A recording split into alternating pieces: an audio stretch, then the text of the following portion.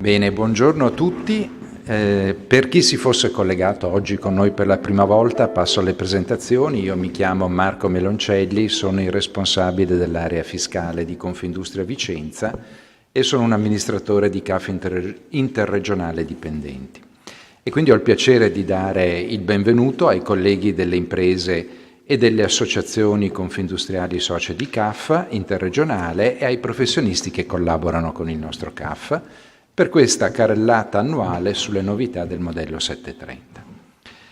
Ricordo che CAF Interregionale Dipendenti è la società di cui sono socie 30 associazioni provinciali di Confindustria del Triveneto, della Toscana e di altre regioni italiane e più di 800 imprese e che da quasi 30 anni, sono 29 per l'esattezza, ne cura il servizio di assistenza fiscale, e cioè la compilazione e trasmissione dei modelli 730 e la raccolta e liquidazione dei modelli precompilati dai dipendenti.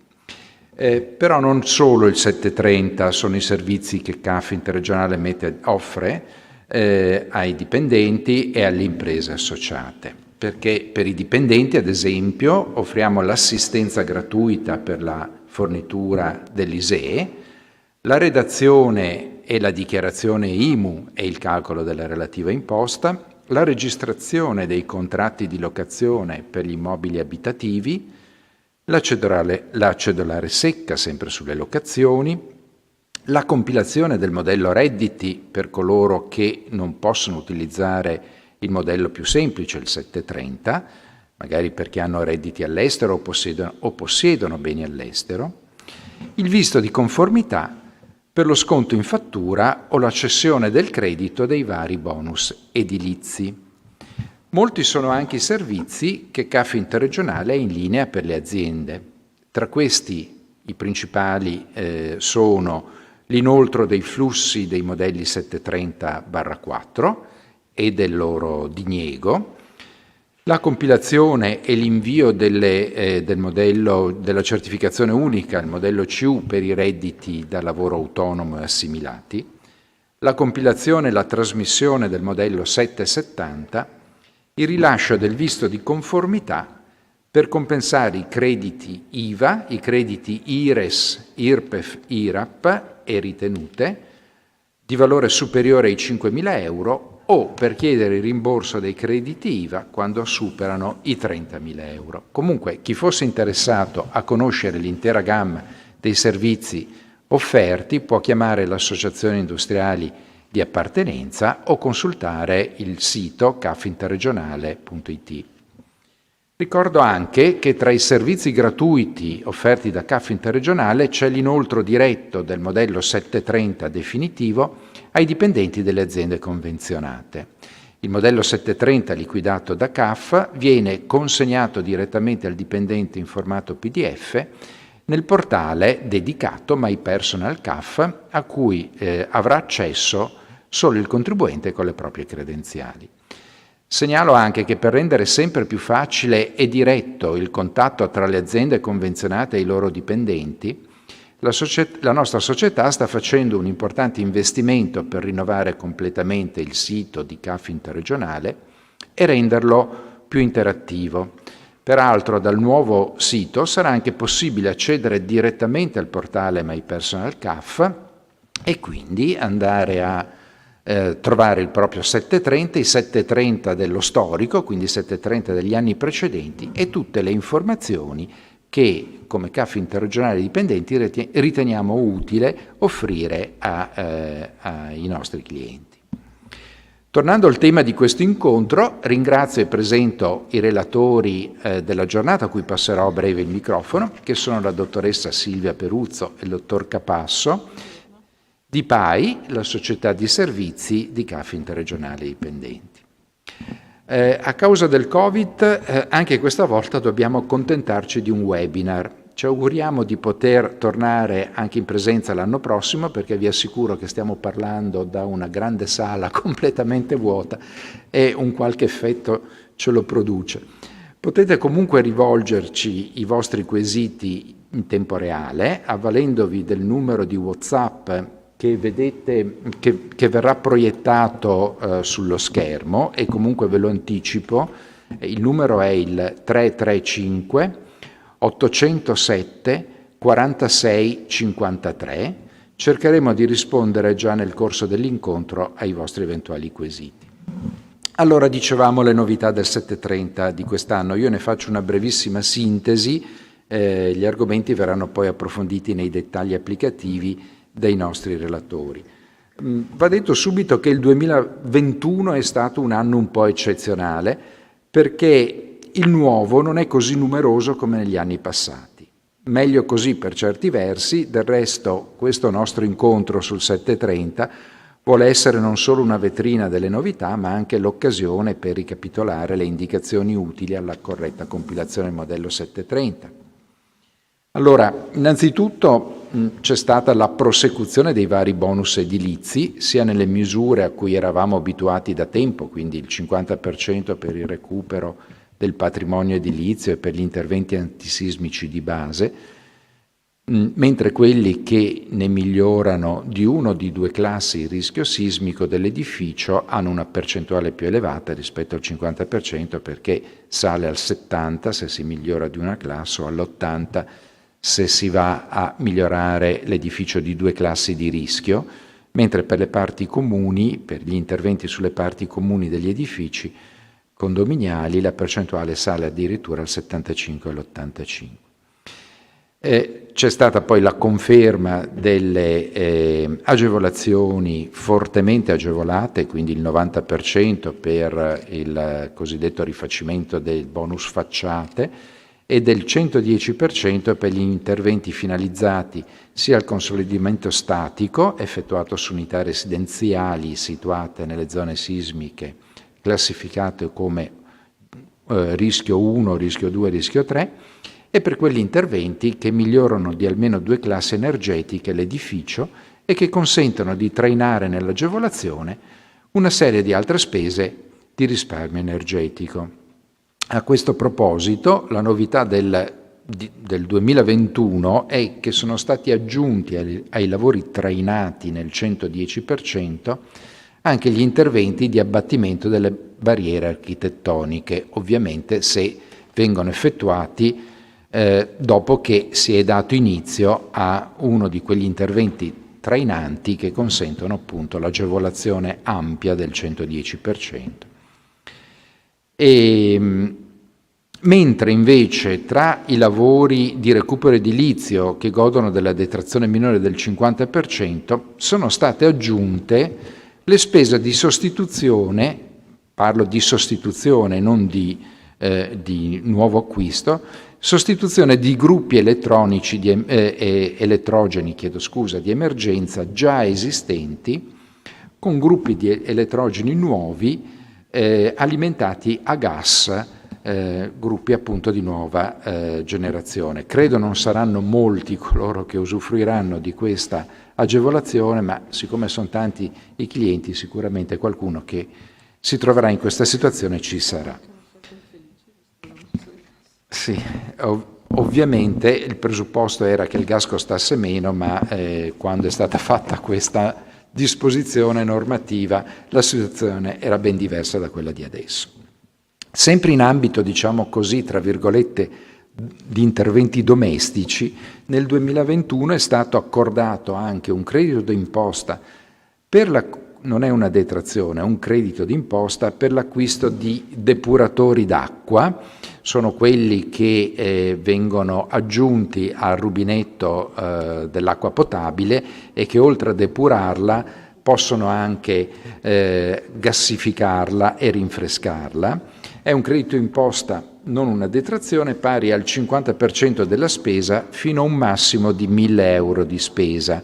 Chi vuole usufruirne deve indicarlo nella sezione 13ª del 730, quadro G, rigo G15, codice 10. Rimanendo nell'ambito della sezione crediti d'imposta c'è l'esordio di quello dedicato all'acquisto della prima casa per i giovani fino a 36 anni di età con ISEE non superiore ai 40.000 euro. In questo caso il credito d'imposta va indicato nella sezione sesta, quadro G, rigo G8. Ci sono poi stati alcuni potenziamenti di agevolazioni già note. La più generosa è quella relativa ai bonus mobili ed elettrodomestici di classi superiori, il cui plafond di spesa l'anno scorso è salito a 16.000 euro. Anticipo già che invece per l'anno in corso, il 2022, quindi 7.30 del prossimo anno, il bonus mobili scende a un plafond di spesa di 10.000 euro. È un bonus che è sempre stato un po' sulle montagne russe, perché di tanto in tanto cambia la misura massima, si va dai 5.000 ai 16.000 dell'anno scorso, si ritornerà ai 10.000 quest'anno e poi tra 2 anni si vedrà se ci sarà ancora questo bonus. L'altro aumento più modesto riguarda invece le spese veterinarie, il cui tetto di spesa era già salito l'anno scorso a 500 euro e nel 2021 sale a 550. C'è poi un piccolo aiuto in favore della formazione musicale dei ragazzi, è stata introdotta una nuova detrazione nella misura del 19% con un tetto di spesa di 1.000 euro per ragazzo sulle spese di iscrizione a conservatori, a cori, bande, scuole di musica riconosciuti da pubbliche amministrazioni. Possono usufruirne i contribuenti che abbiano però un ISEE non superiore annuo a 36.000 euro.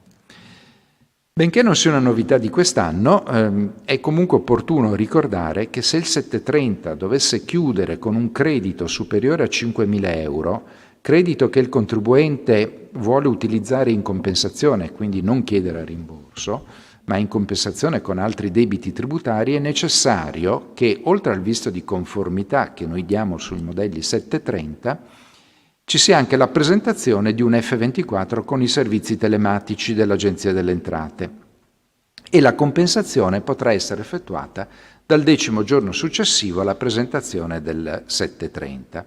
È bene ricordarlo perché con il super bonus del 110%, chi perlomeno non ha optato per lo sconto in fattura o per la cessione del credito probabilmente si ritroverà dei 730 con crediti importanti.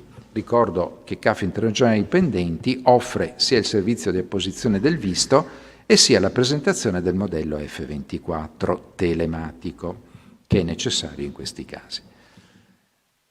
Nel mese di agosto, parliamo adesso dell'inizio della riforma fiscale, perché c'è stato un abbozzo di riforma IRPEF. Nel mese di agosto dell'anno scorso, del 2021, il Governo ha approvato il disegno di legge delega per la riforma fiscale che è attualmente all'esame del Parlamento.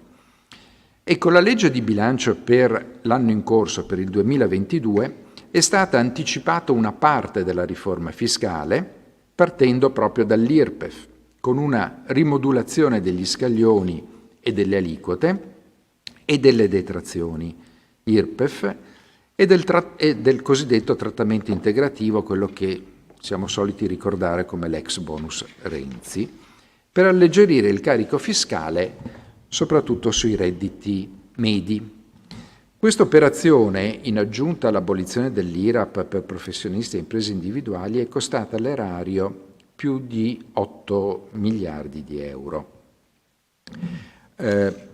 La piena attuazione della riforma avrebbe un costo ben superiore e si ipotizza di finanziarla, oltre che con l'inossidabile lotta all'evasione fiscale, di cui la contestata riforma del catasto ne può essere in futuro un puntello, riducendo il numero degli oneri ammessi alla detrazione o alla deduzione fiscale. Ora, c'è anche da dire en passant che non è che questa riforma, questo primo bozzo di riforma IRPEF, per concedere qualche euro in più ai redditi medi, sia stata condotta in modo molto semplice.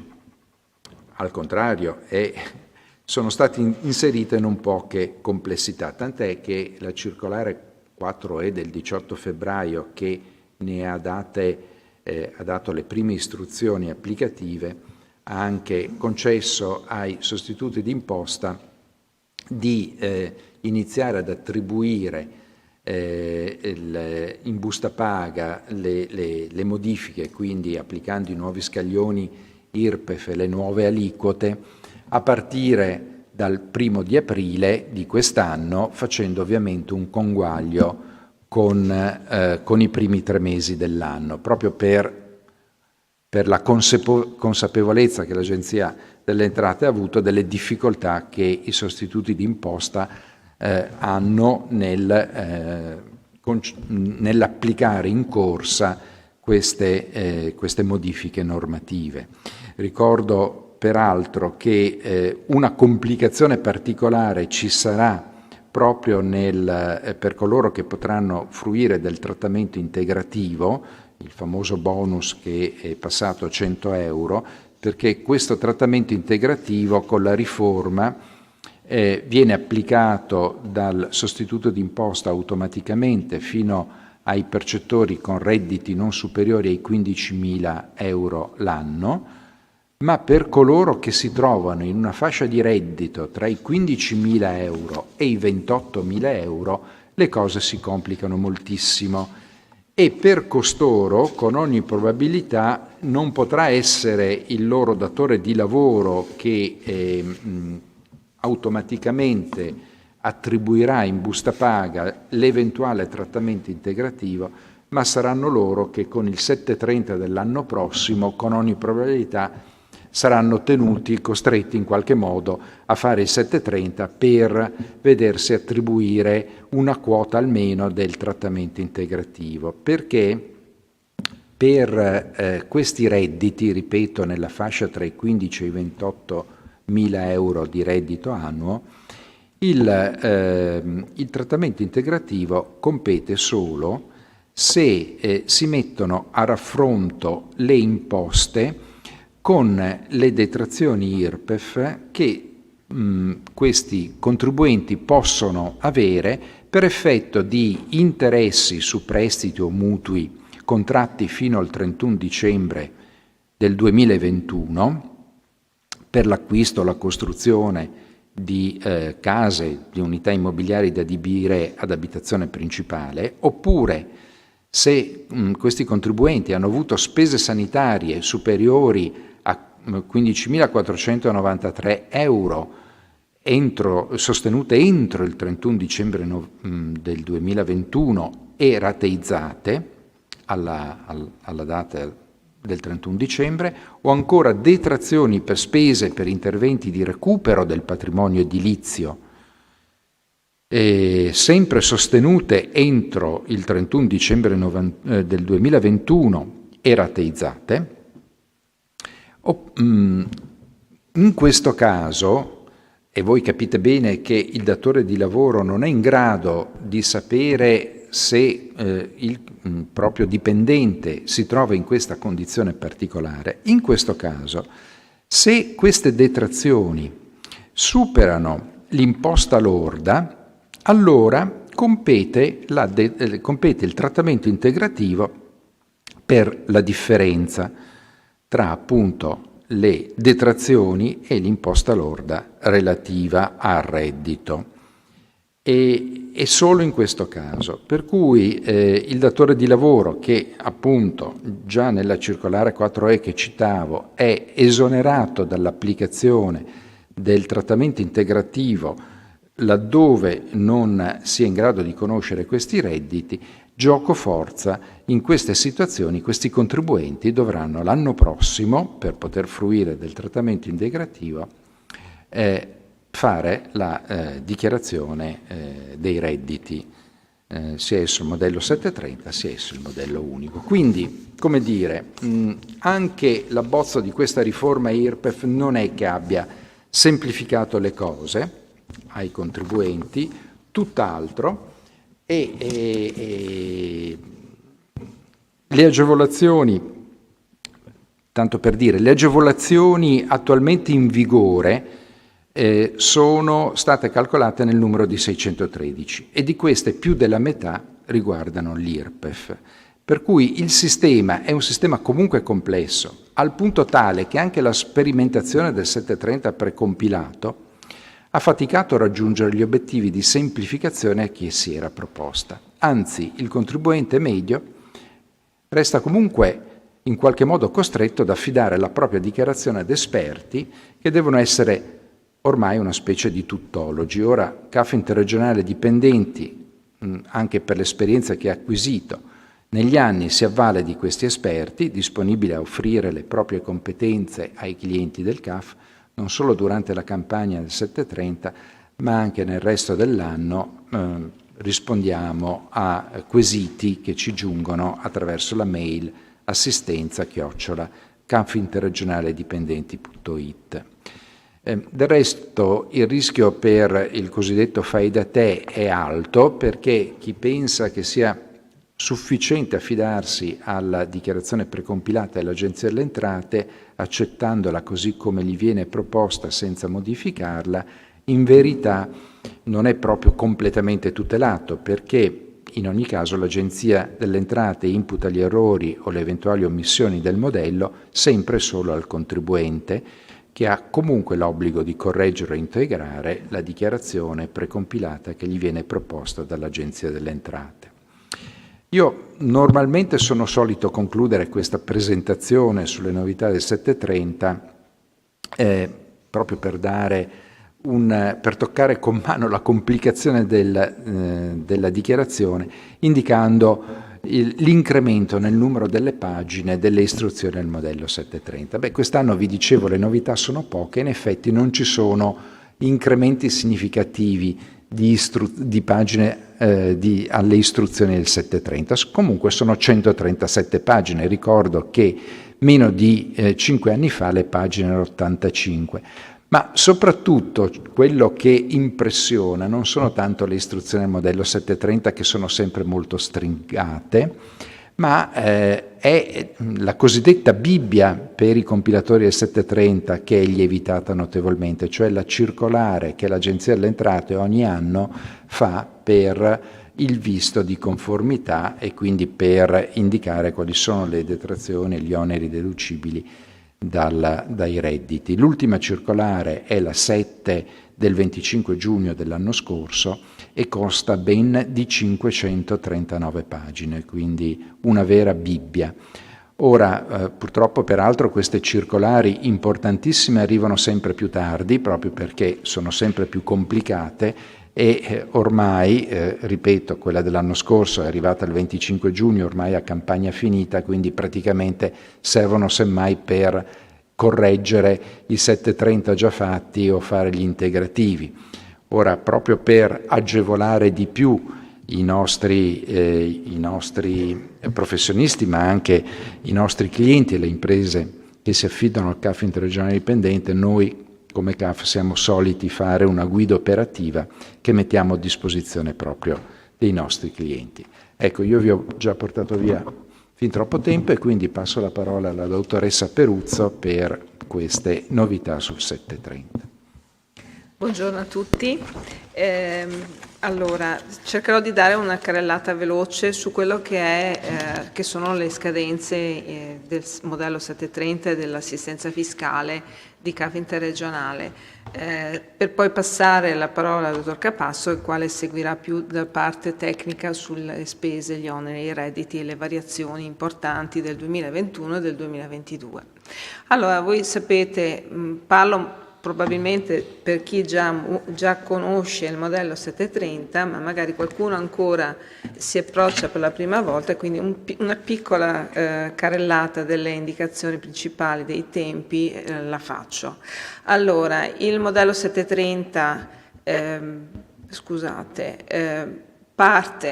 l'assistenza fiscale di CAF interregionale dipendenti parte sempre dall'utilizzo del modello 730 precompilato dell'Agenzia delle Entrate, perché negli anni è diventato uno strumento utile a fornire l'assistenza fiscale ai dipendenti più precisa possibile. Il modello precompilato contiene dei dati, delle informazioni che ricava dalla certificazione unica e da altre fonti quali le comunicazioni degli oneri deducibili e detraibili da parte di vari enti e soprattutto da dichiarazione del reddito dell'anno precedente o altri dati presenti dall'anagrafe tributaria. Col modello 730 precompilato riusciamo a fare un lavoro sul modello del dipendente che è importante, perché riusciamo a individuare quali sono eventuali variazioni rispetto al precompilato che l'agenzia ancora non ha inserito, perché comunque il dato della precompilata contiene ancora spesso diversi errori dovuti soprattutto alla trasmissione errata dei dati da parte di enti interessati, quali ad esempio le banche, le assicurazioni, i professionisti sanitari, le istituzioni scolastiche e così via, che compilano magari in maniera errata il format, il modulo dei dati da inviare, o addirittura non lo compilano neppure. Ecco, per accedere al modello precompilato, CAF interregionale deve sempre richiedere la delega. La delega all'accesso della precompilata è un primo step iniziale che il dipendente deve dare a colui a cui si rivolge per l'assistenza fiscale. Quindi il contribuente ha due scelte: o interagire direttamente con l'Agenzia delle Entrate utilizzando il modello precompilato dell'Agenzia con accesso tramite SPID o CNS, oppure rivolgersi a un CAF o a un professionista abilitato, e in tal caso sarà necessario avere la delega. Da quando è disponibile il 730 precompilato, l'Agenzia nelle istruzioni indica il termine del 30 aprile, che comunque è un termine indicativo, perché poi di fatto il dato della precompilata è disponibile sempre all'incirca una decina di giorni dopo quel termine che è stato indicato. Quindi mediamente dopo la prima settimana di maggio incominciamo ad avere un flusso di dati sulle precompilate e riusciamo pertanto a rendere effettiva l'assistenza fiscale del CAF. Prima l'attività comunque non si ferma, perché, come detto dal dottor Meloncelli, il CAF interregionale offre un servizio soprattutto di assistenza da parte di professionisti qualificati per la compilazione e l'assistenza ai dipendenti delle aziende associate a Confindustria, e che negli anni è diventato importante come in termini di qualità e di presenza importante in azienda con i dipendenti delle aziende assistite. Allora, il precompilato, che cosa troveremo nel precompilato? Nel modello precompilato troviamo alcuni dati importanti, sono per esempio i dati dei familiari, questi li ricava dalla certificazione unica, i redditi di lavoro dipendente conosciuti. Anche qua è molto utile la precompilata, perché spesso il dipendente si dimentica di aver avuto magari un reddito di lavoro dipendente spot temporaneo di pochi giorni, mentre invece nella precompilata, se il datore di lavoro ha compilato correttamente la certificazione unica, questo dato lo riusciamo a trovare, quindi è un aiuto al dipendente per non dimenticarsi i redditi per strada.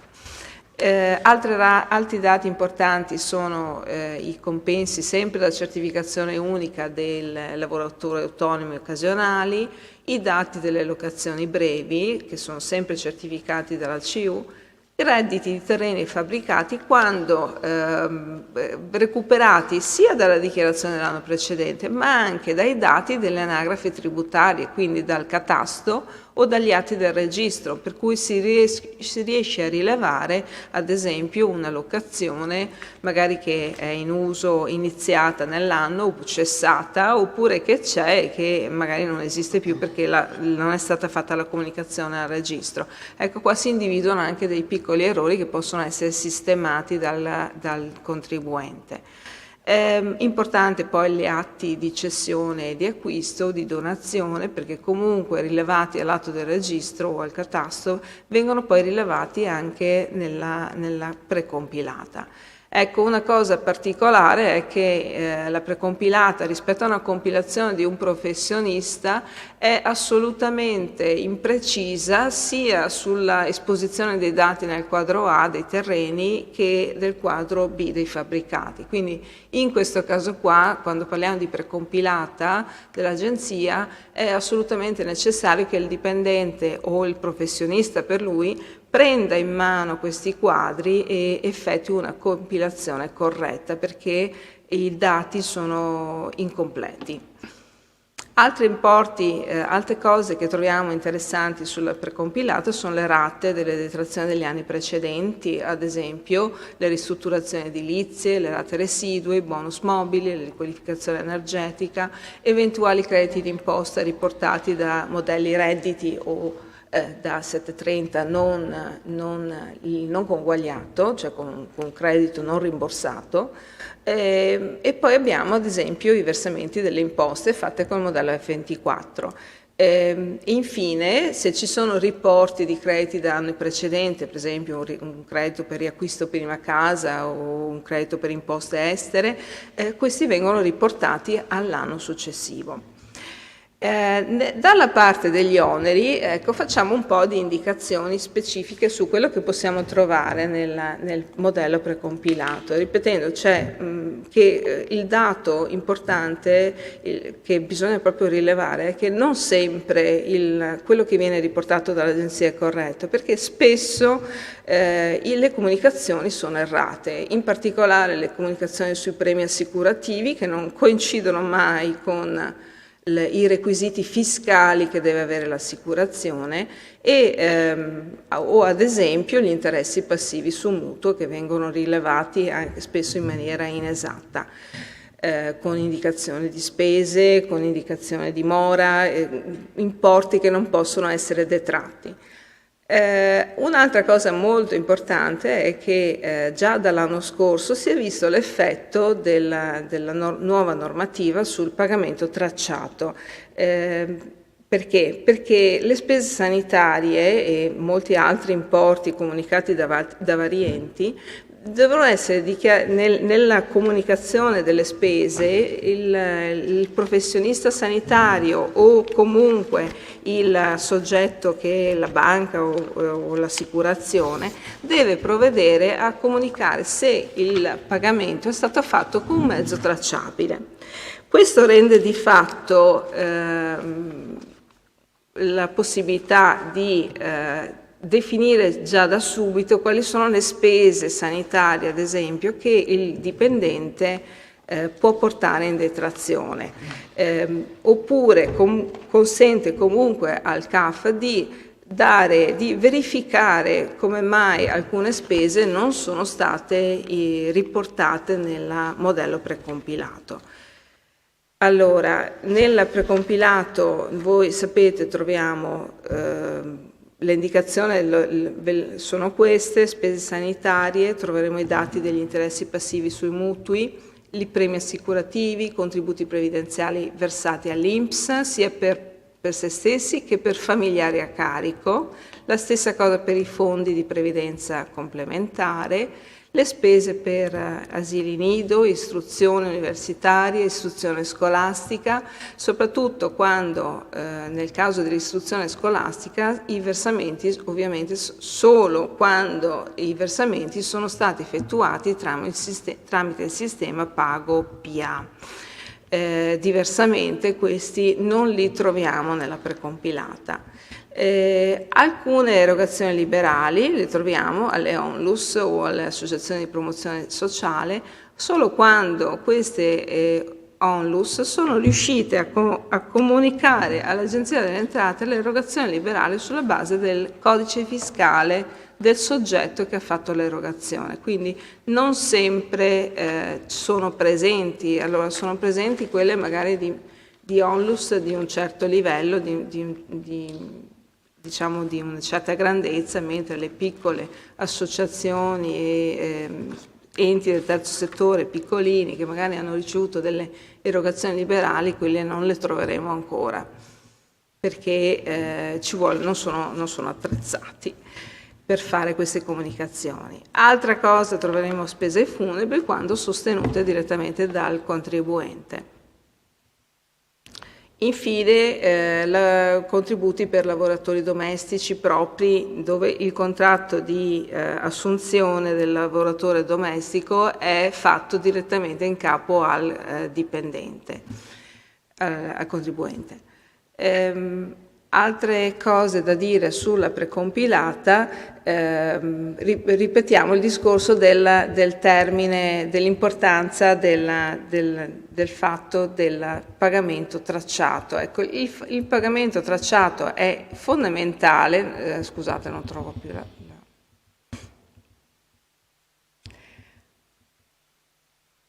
Il pagamento tracciato è assolutamente importante ed essenziale, quindi la documentazione che va presentata per l'assistenza fiscale al CAF deve riportare insieme con il documento di spesa anche la prova del pagamento tracciato eseguito con bonifico o con carta di credito oppure con carta di debito, bancomat che altro. L'importante è allegare la ricevuta del pagamento.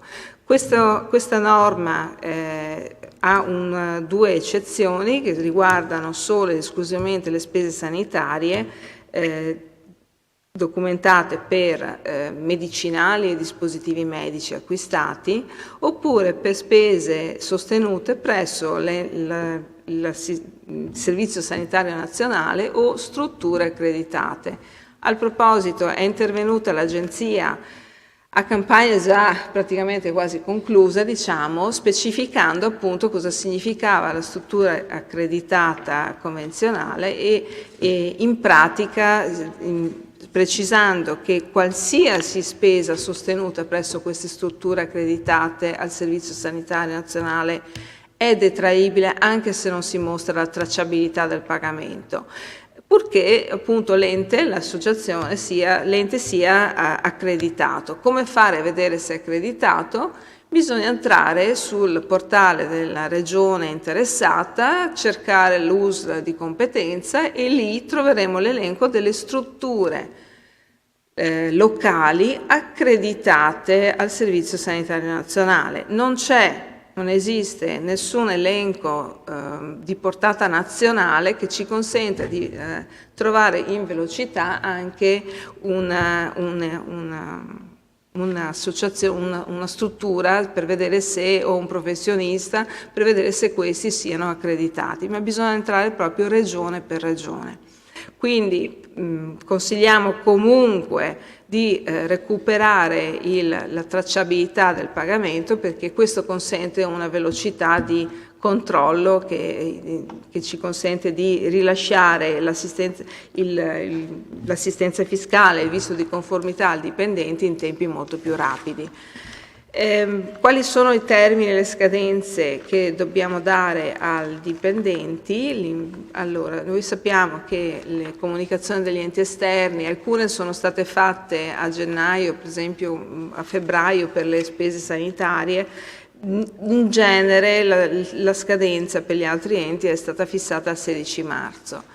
Il 16 marzo è la stessa data di obbligo di trasmissione telematica della certificazione unica da parte dei datori di lavoro e una volta che l'Agenzia delle Entrate ha ricevuto tutti questi dati si tiene circa un mese e mezzo di tempo per poi elaborare la dichiarazione precompilata che verrà appunto rilasciata a partire dal 30 di aprile. I termini per i conguagli per la presentazione del modello 730 al precompilato o all'Agenzia delle Entrate o al CAF sono quelli del 30 settembre. Per il CAF il modello appunto presentato ha un termine del 30 settembre, però ci sono delle date intermedie entro cui i CAF devono presentare il modello all'Agenzia delle Entrate e sono 15 giugno, 29 giugno, 23 luglio, 15 settembre e poi infine 30 settembre. A cosa varia, da che cosa dipendono questi invii? Dipendono dalla data di presentazione del modello 730 del contribuente al CAF. In realtà la data di presentazione si deve far coincidere con la data in cui il modello 730 è stato correttamente liquidato dal CAF, perché la presentazione in sé, è vero, la normativa parla di presentazione, il dipendente presenta carte magari incomplete, il CAF richiede le integrazioni e solo a quella data, nel momento in cui abbiamo le integrazioni, si può considerare presentato il modello da parte del contribuente. Quindi nel momento in cui il CAF interregionale chiedesse ulteriori documentazioni, la data inizierà a partire dalla data di presentazione di queste ulteriori integrazioni. Parliamo scusate, una cosa che volevo segnalarvi anche sul fatto degli invii telematici all'Agenzia delle Entrate, che dall'anno 2021 è intervenuta l'Agenzia richiedendo l'obbligo di trasmissione telematica anche a soggetti professionisti sanitari che prima non erano obbligati.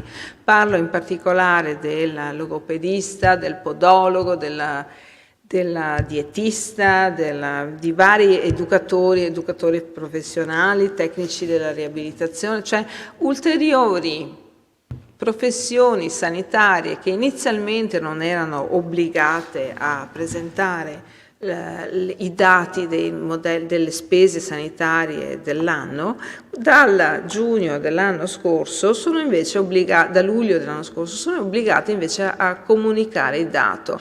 Il dato dell'anno 2021 è stato presentato entro gennaio dell'anno 2022, quindi anche queste spese saranno presenti nella precompilata, quindi di fatto sulle spese sanitarie il raggio si è ampliato a tal punto che credo non ci sia più nessuna spesa sanitaria che venga esclusa dalla precompilata. Questa è una cosa buona, ottima, si spera solamente che il professionista sanitario o chi per esso comunichi in maniera corretta i dati. Perché lo dico? Perché la comunicazione appunto sono spesso imprecise e questo crea naturalmente delle difficoltà al dipendente perché avendo comunicazione imprecisa poi l'Agenzia delle Entrate andrà a richiedere notizia di queste differenziazioni, di queste differenze rispetto al dato della precompilata.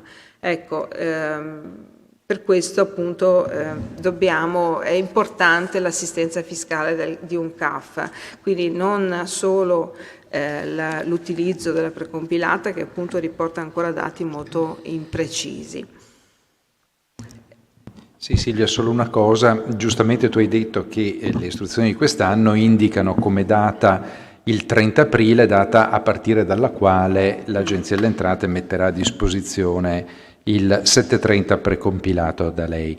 Però non è detto che proprio il 30 aprile siano disponibili tutti i 730, lo dico per coloro che ci ascoltano che magari è già successo che in anni precedenti in realtà il 730 precompilato viene messo a disposizione a partire dalla data indicata all'Agenzia delle Entrate, ma il proprio 730 molto spesso arriva svariati giorni dopo. E speriamo anche che non ci siano proroghe, perché è già successo nel recente passato che la data indicata nelle istruzioni sia stata poi fatta slittare in avanti, e questo ovviamente complica poi la vita ai CAF, perché invece i CAF sono tenuti a quelle date nella griglia che è stata indicata poco fa dalla dottoressa Peruzzo. Sì, peraltro nella richiesta dei dati all'Agenzia delle Entrate permane sempre l'obbligo di comunicare, non si sa perché, per quale motivo,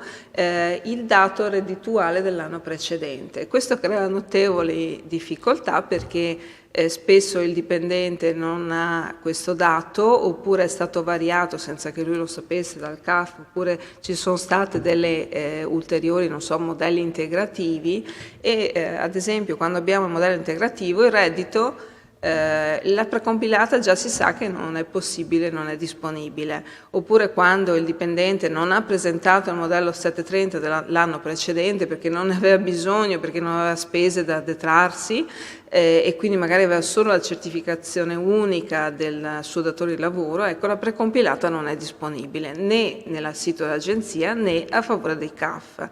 Questo è una richiesta che non trova giustificazione, ma che continua ad essere data, diciamo, la delega non è stata aggiornata, quindi bisogna per forza indicare i redditi percepiti dell'anno scorso da dichiarativo, però non da certificazione.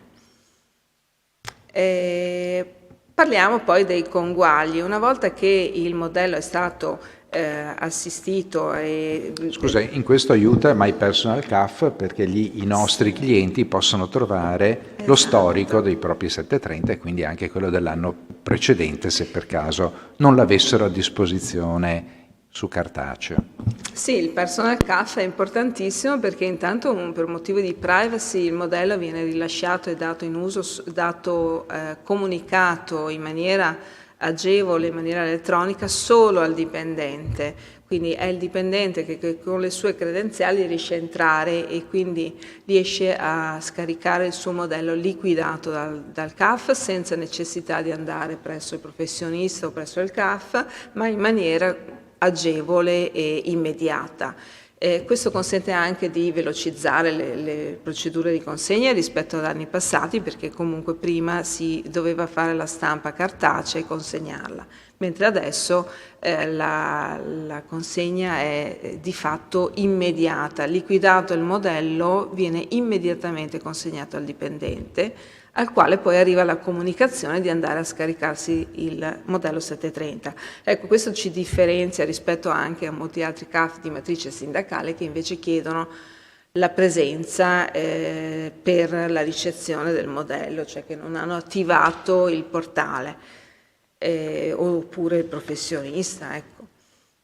Allora, parliamo di conguaglio. Il conguaglio da 730, voi sapete, il sostituto d'imposta ha l'obbligo di comunicare, di provvedere al recepimento dei modelli 734 dei propri sostituiti direttamente oppure attraverso il proprio intermediario abilitato. Ecco, questa è una trasmissione telematica e per ricevere i conguagli 734 che non possono più essere rilasciati in formato cartaceo dal CAF, il sostituto d'imposta deve comunicare all'Agenzia delle Entrate la propria utenza telematica che può essere aziendale oppure tramite intermediario.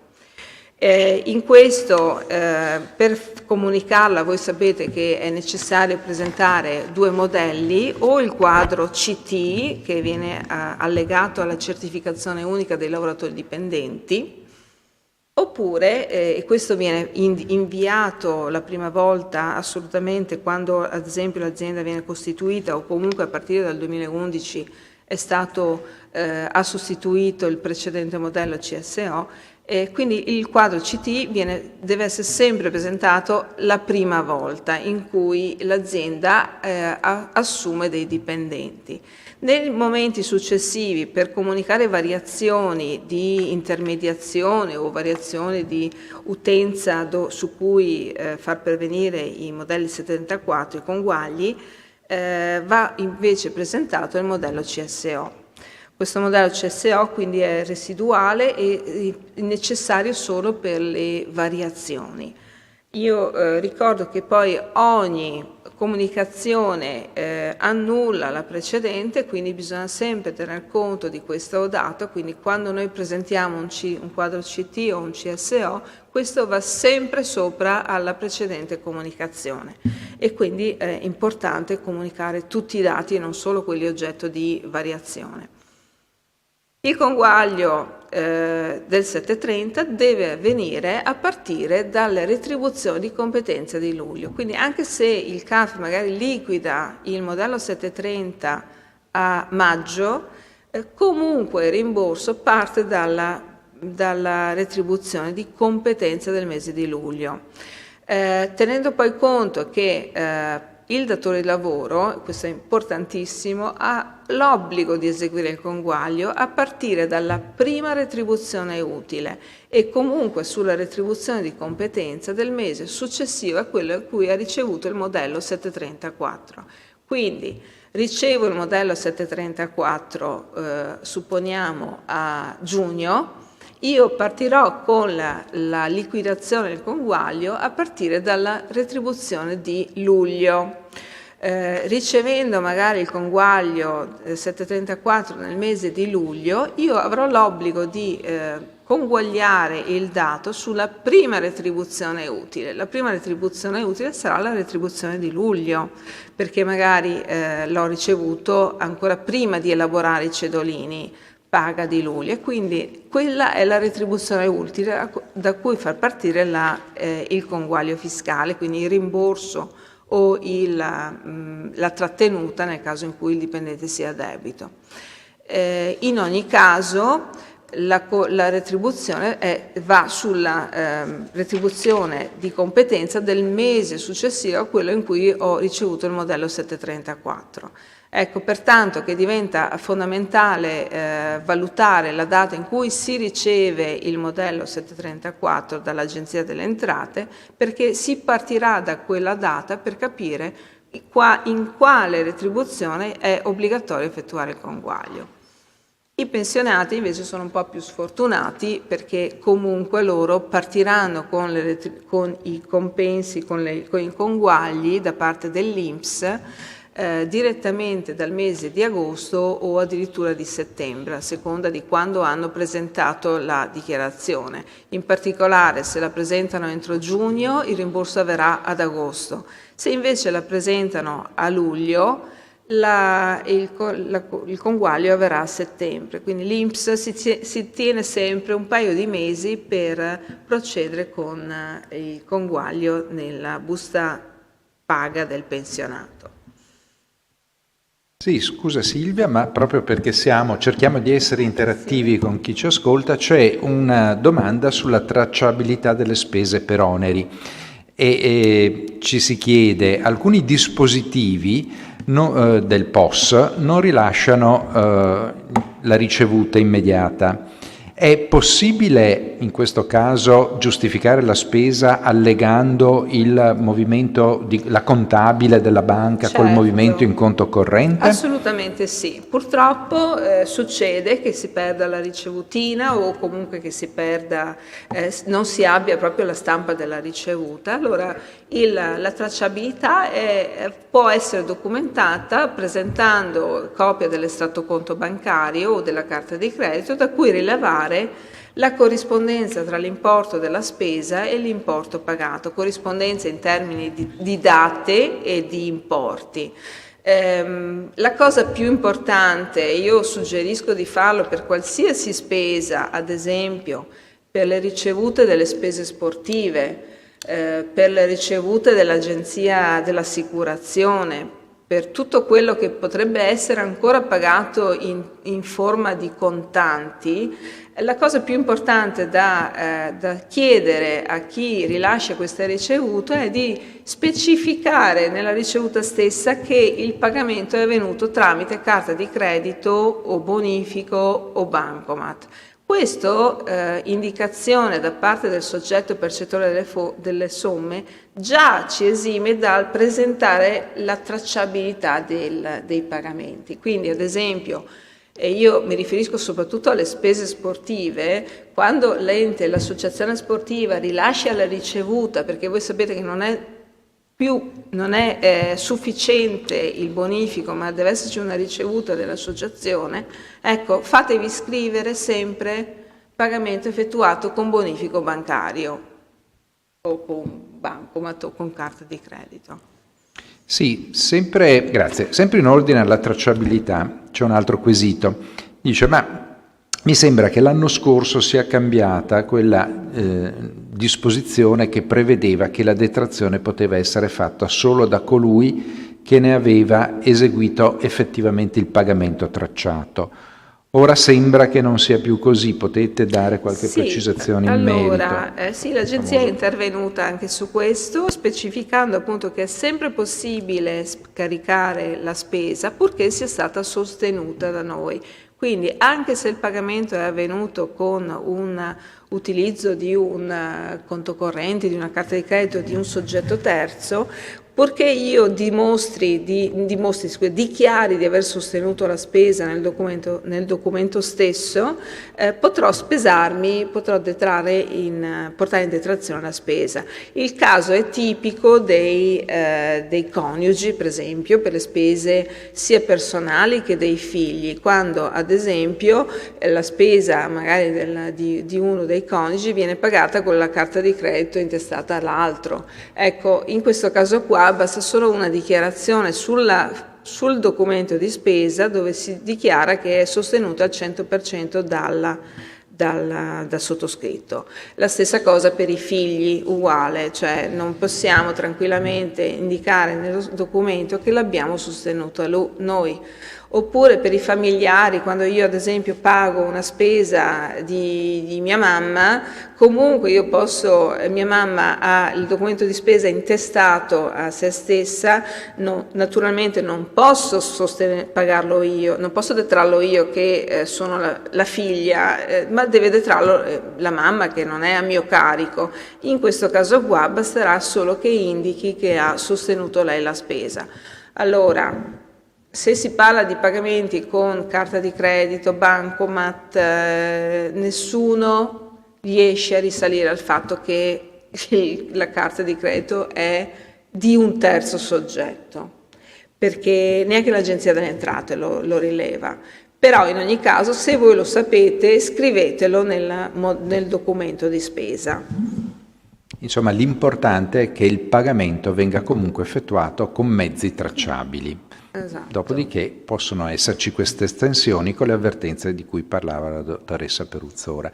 Una piccola parentesi, perché se volete mi ero dimenticato di fare una precisazione prima che invece avrei voluto fare in ordine proprio a chi sostiene gli oneri, le spese per gli oneri. Allora si diceva appunto, si faceva accenno alla riforma dell'IRPEF che è intervenuta quest'anno. Tra le varie cose sono cambiate, lo dicevamo prima, anche le detrazioni, in particolare le detrazioni per figli a carico, perché adesso per i figli fino al 21° anno di età le detrazioni sono state sostituite a partire dal 1° marzo di quest'anno dall'assegno unico universale.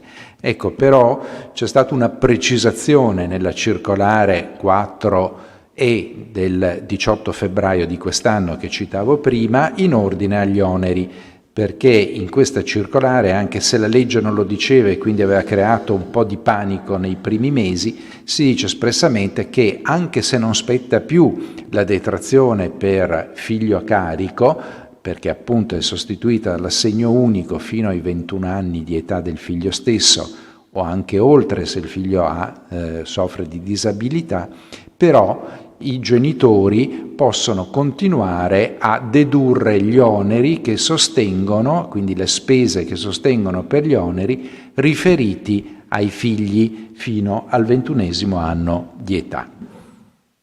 Questo ovviamente varrà per il 730 purché siano a carico, certamente purché siano a carico, quindi con i limiti di reddito previsti per Ecco, su questo io spero che l'Agenzia delle Entrate poi nelle istruzioni della CU, che sarà la CU 2023, sia poi lungimirante e chieda comunque l'inserimento del dato del codice fiscale dei familiari a carico, perché se la certificazione unica non riporta questi dati, le spese sanitarie dei figli vengono completamente escluse dalla precompilata, quindi non se ne conosce l'importo.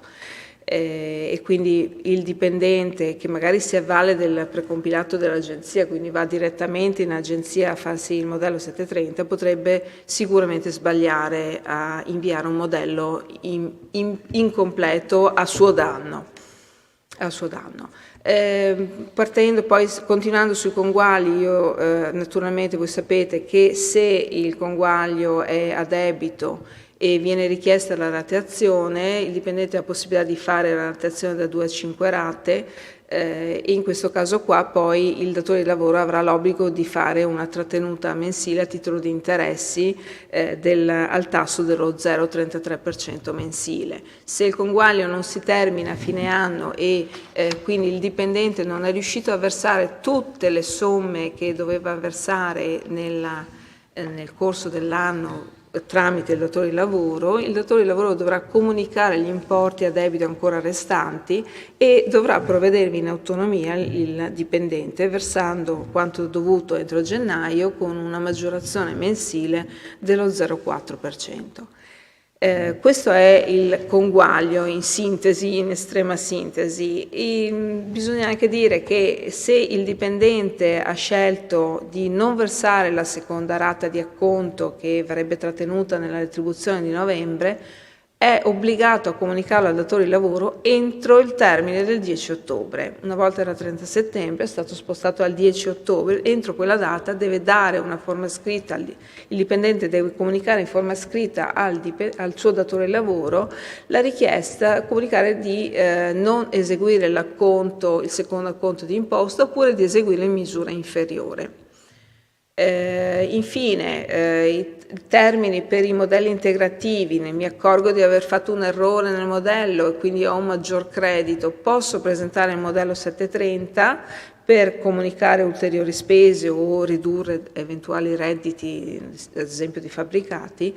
Io potrò presentare il modello 730 integrativo entro il termine del 10 di novembre. Naturalmente questo è il termine di trasmissione telematica all'Agenzia delle Entrate. Per poter fare un modello integrativo invece bisognerà presentarsi molto prima al CAF. Noi come CAF diamo un termine del 25 di ottobre per consegnare i modelli integrativi. Dopo il 10 di novembre io potrò fare eventualmente un modello redditi e riportarmi il credito all'anno successivo, credito generato dal modello redditi persone fisiche, oppure pagare con F24 se io invece non ho un'integrazione ma ho un'integrazione a debito e non a credito. Altre indicazioni? Sì, chiedo scusa, perché il tema dei pagamenti tracciati evidentemente è un tema sensibile. C'è un altro quesito. Se una prestazione viene pagata solo in contanti in quanto il professionista non è il bancomat, questa spesa può essere detratta, purtroppo viene tagliata. Purtroppo no. In questo caso qua il professionista sta omettendo un obbligo che è quello di avere il bancomat e comunque la possibilità di consentire al contribuente di fare il pagamento tramite mezzo tracciato. Suggerisco in questi casi di chiedere di poter fare un bonifico, almeno quello risolve il problema del professionista che è omissivo di un adempimento che dovrebbe invece aver già fatto. Insomma, è obbligatorio per i professionisti avere il bancomat. Altre domande, no? Il portale, vi abbiamo detto, è importantissimo proprio per avere il modello liquidato in tempi immediati e soprattutto per avere a disposizione tutti quei documenti che il CAF inoltra, quindi tutto l'archivio degli anni passati, eventuali F24 per calcoli di IMU, di imposte o di acconti da versare, oppure modelli redditi integrativi. Per poter avere questo accesso al portale, che ricordiamo è assolutamente gratuito per il dipendente, è fondamentale consegnare la mail, cioè quindi comunicare al CAF la mail in maniera corretta, quindi indicandola in maniera attenta con utilizzo possibilmente di lettere in stampatello per agevolare chi inserisce il dato e ridurre gli errori di inserimento e soprattutto comunicare eventuali variazioni di questa mail, perché se io chiudo una mail poi ovviamente l'accesso al portale mi è precluso. Chi può presentare il modello? Naturalmente lo sappiamo, ormai sono sempre coloro che hanno i redditi da lavoro dipendente o da collaborazione coordinata continuativa, occasionale, tutti coloro che insomma sono in possesso di una certificazione unica. Nel caso di persone decedute, supponiamo che la persona deceduta sia morta nel 2021 oppure comunque entro il termine di presentazione del modello 730, quindi entro il 30 settembre, sarà sempre possibile presentare un modello 730 per questa persona, quindi indicandoci noi come eredi, presenteremo il modello per conto del deceduto. Questo consente un rimborso molto più immediato dei crediti, che naturalmente però andranno sempre suddivisi tra gli eredi.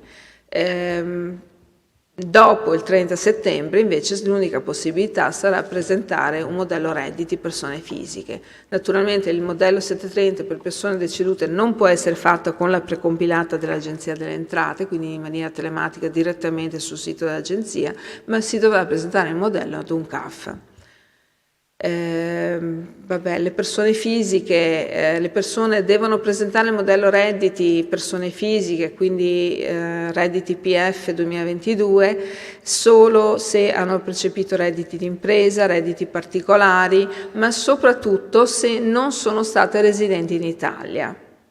Con una nuova, allora, chi non è stato residente in Italia nel 2021 e 2022 non può presentare il modello 730, ricordatelo sempre, anche se nel 2022, supponiamo, siamo residenti in Italia ma siamo arrivati in Italia solo nel 2022, non è possibile presentare il modello 730, ma bisognerà presentare il modello redditi persone fisiche.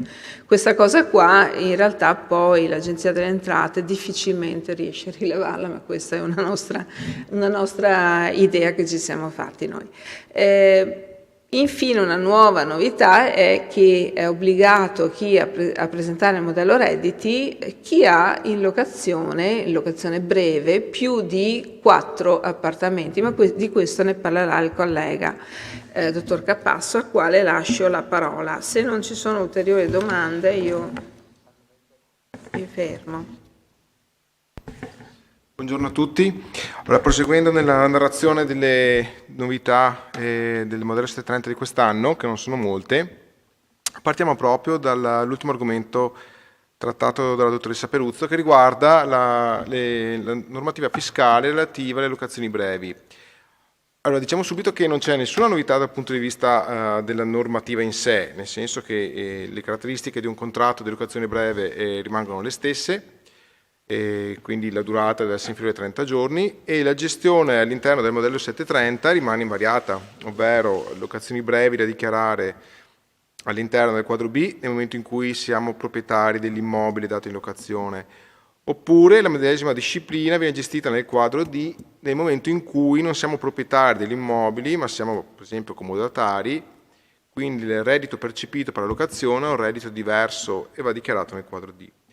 Cos'è che è cambiato? È cambiato hanno inserito un limite quantitativo degli immobili che possono essere destinati alla locazione breve.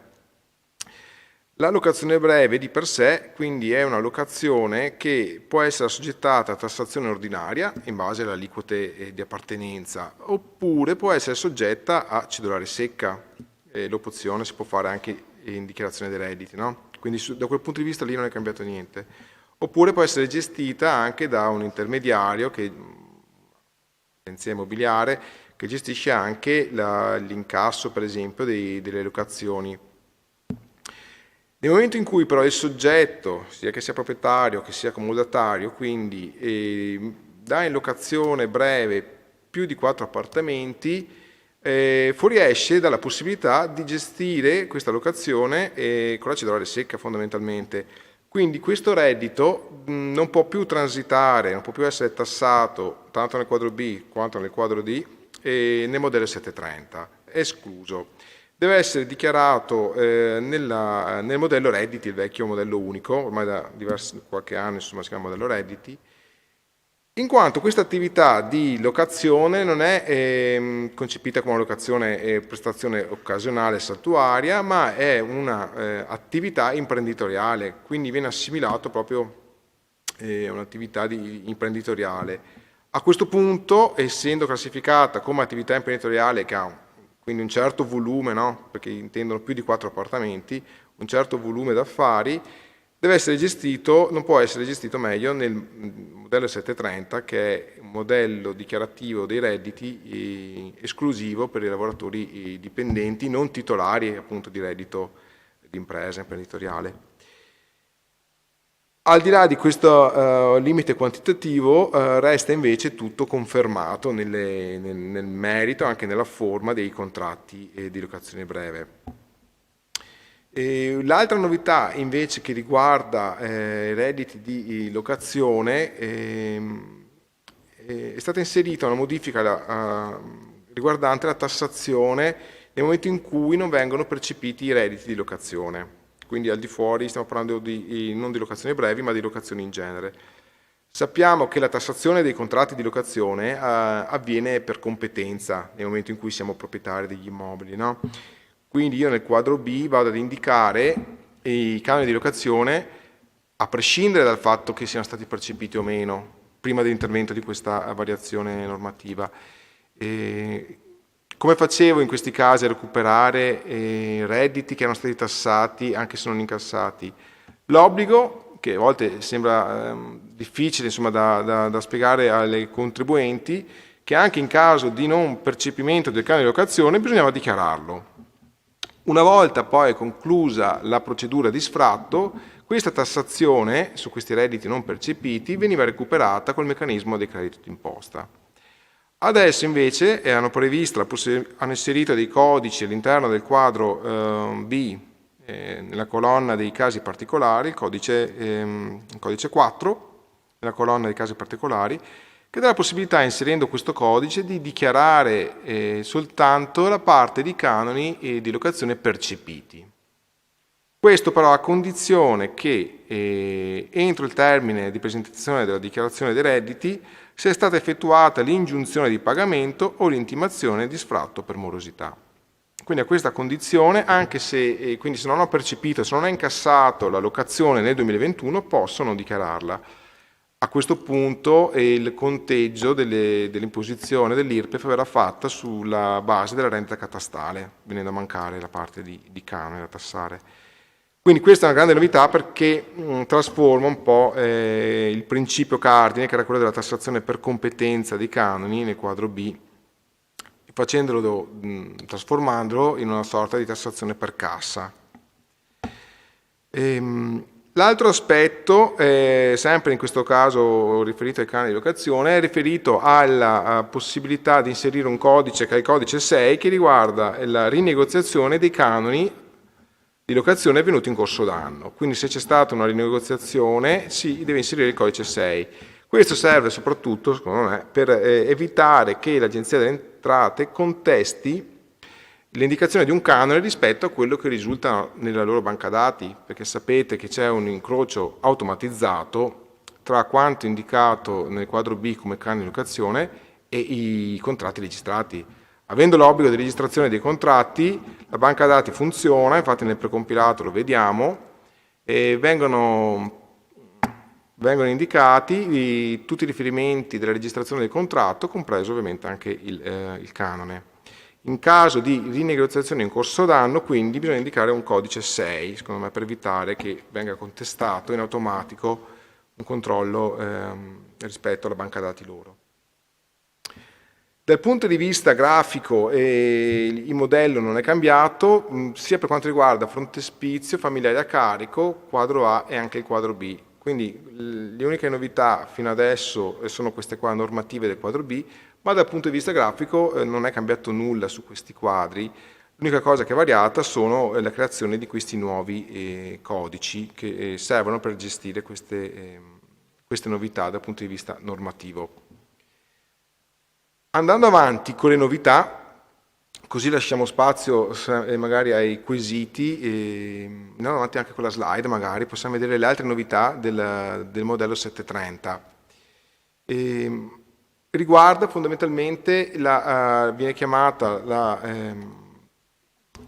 riduzione della pressione fiscale in ambito del lavoro dipendente. Quello che è variato è fondamentalmente relativo al trattamento integrativo, ma questa è una variazione che era intervenuta già l'anno scorso, nel senso che era per l'anno d'imposta 2020, vi ricordate, nel modello 730 il periodo d'imposta era diviso in due parti per quanto riguarda i bonus a sostegno del reddito di lavoratore dipendente. C'erano i primi 6 mesi, dal 1 gennaio al 30 giugno, che dovevano gestire il bonus Renzi, rapportato pro quota, poi c'erano i successivi 6 mesi che erano invece destinati al trattamento integrativo. Adesso nel 2021 il trattamento integrativo invece è entrato a regime, quindi la normativa è la stessa del 20, però gestisce tutto l'anno d'imposta. Vedete nella slide, no perché è collegato al mio PC penso, scusate, volevo farvi vedere dal punto di vista grafico, senza scorrere troppo velocemente le slide, sì, sto andando, ma bisogna fare una volta. Eccolo qui, dal punto di vista grafico, quindi il quadro C ha subito una modifica per accogliere il trattamento integrativo gestito nei 12 mesi. Vedete, vi ho inserito la parte in cui si dice 730-2021, in cui dovevamo mettere i giorni del primo semestre e i giorni relativi al secondo semestre per gestire bonus Renzi e trattamento integrativo. Nel modello 730 di quest'anno invece c'è riferimento soltanto ai soliti 365 giorni e non alla divisione in semestri. Il trattamento integrativo quindi viene corrisposto fino ai 28.000 euro, dopodiché subentra l'ulteriore detrazione, questa confermata per l'anno d'imposta 2021, ma che poi sparirà nel 2022. Purtroppo qua a volte si rischia di fare confusione sia per quanto riguarda tutti un po' i quadri del 730, perché le normative si intrecciano continuamente e velocemente, nel senso che adesso bisogna cercare di non fare confusione tra quanto riguarda il 21, che è già stato superato però nella normativa del 22. Nel 21 abbiamo trattamento integrativo per tutto l'anno e poi l'ulteriore detrazione quando si superano i 28.000 euro. Superati i 28.000 euro c'è questa ulteriore detrazione che va a decrescere fino all'importo di prima di 35 e poi 40.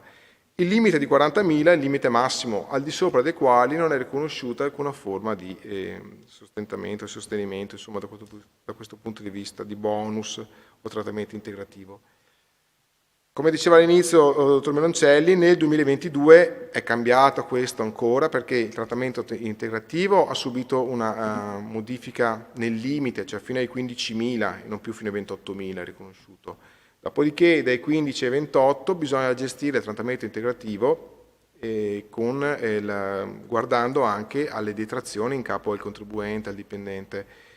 Quindi la gestione l'anno prossimo sarà ancora diversa, ma sarà ancora più importante perché in fase di conguaglio di 730 sicuramente lì andranno gestiti quasi tutti i trattamenti integrativi che in corso d'anno i datori di lavoro e i sostituti d'imposta non riescono a gestire.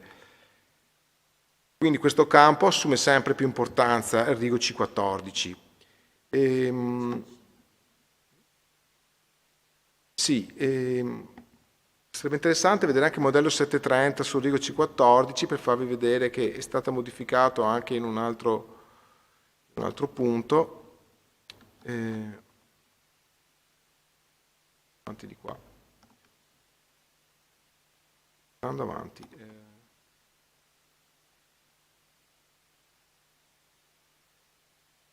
Fatelo passare sul tuo, che vado meglio io.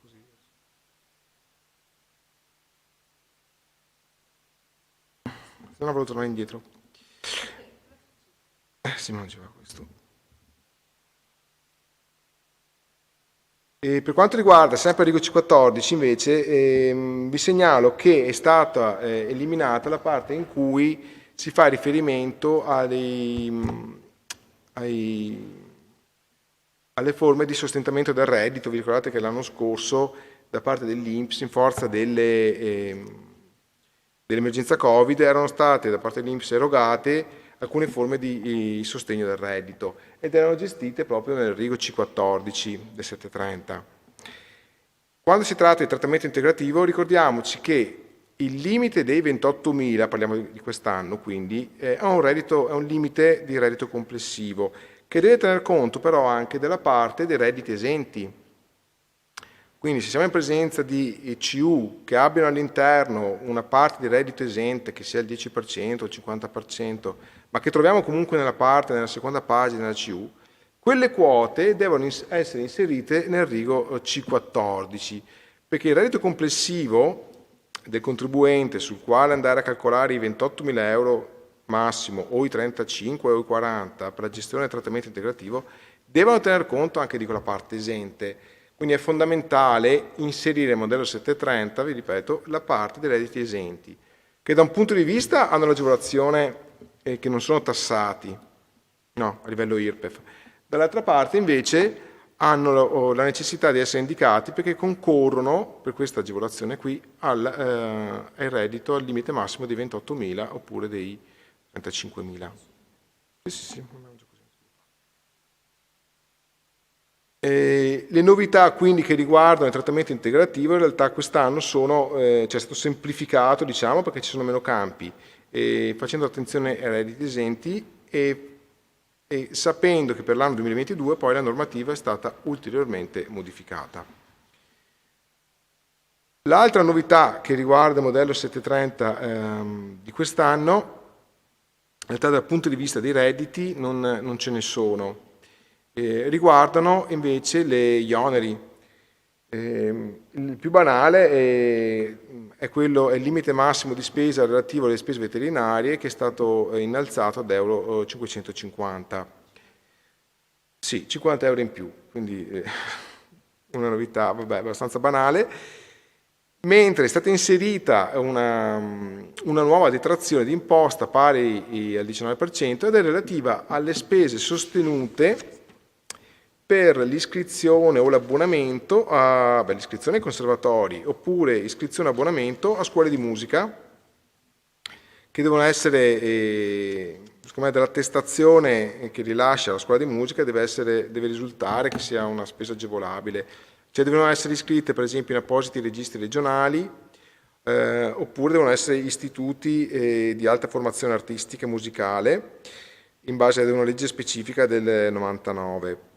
Secondo me per poter portare in detrazione la spesa sarà fondamentale che nel documento facciano riferimento perché fatta esclusione per i conservatori, che riusciamo ad individuare se è un conservatorio o meno, se le scuole siano quelle idonee per dare diritto alla detrazione, sarà anche onere loro darci queste informazioni. La detrazione ha un limite di 1.000 euro, quindi in caso di presenza di più figli a carico andranno compilati più modelli perché diversamente il modello, il conteggio andrà a tagliare sopra i 1.000 euro.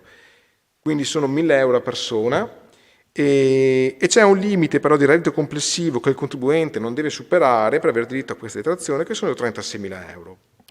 Al di sopra dei 36.000 euro di reddito complessivo la detrazione non viene riconosciuta. A fianco, successivamente, inoltre a questa detrazione, c'è la conferma, quello lo possiamo vedere anche dopo, del bonus mobile, ma c'è l'introduzione di una nuova fattispecie all'interno del recupero del patrimonio edilizio, che è la sostituzione del gruppo elettrogeno. Come dicevamo in premessa, riguarda la sostituzione di un gruppo elettrogeno che deve essere a questo punto agevolato se l'alimentazione di questo gruppo di elettrogeno è a gas e di ultima generazione. Come dicevamo in premessa, evidentemente la norma che voleva agevolare questo tipo di alimentazione a gas è stata introdotta prima dei fatti recenti che hanno stravolto un po' questo scenario, che evidentemente potrebbe non essere più così vantaggioso. Quello che stupisce un po' è che questa normativa qui, relativa alla sostituzione di questo gruppo elettrogeno, io l'ho cercata all'interno del modello 730, ma non si trova indicato praticamente quasi niente o niente, non c'è scritto un limite di spesa, non viene disciplinato in nessun modo. Hanno fatto questo spot, diciamo, indicato che viene inserito, aggiunto alla lista già notevole di interventi possibili all'interno dell'articolo 16 bis, no, del recupero del patrimonio edilizio, viene inserita questa spesa senza disciplinarla. Qui siamo in attesa quindi del classico decreto attuativo o all'interno anche della circolare di maggio-giugno, quando daranno sicuramente qualche chiarimento in merito. Secondo me per la documentazione, naturalmente venendo assimilata a spesa per recupero del patrimonio edilizio, seguirà tutta la disciplina normativa, vuol dire bonifici tracciati, il riferimento alla normativa, alla legge che disciplina il recupero del patrimonio edilizio e tutto ciò che ne segue. Non penso che ne troveremo tanti nel modello, ma bisogna conoscere questa novità.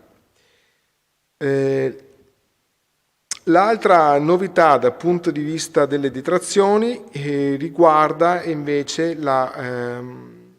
l'abbattimento delle barriere architettoniche che, se sostenute congiuntamente in interventi sisma bonus o eco bonus del 110, no, quindi se congiuntamente ai lavori trainanti, anche questa attività, queste spese sostenute per l'abbattimento delle barriere architettoniche diventa trainata e quindi anche per questa viene riconosciuta l'aliquota maggiorata del 110%.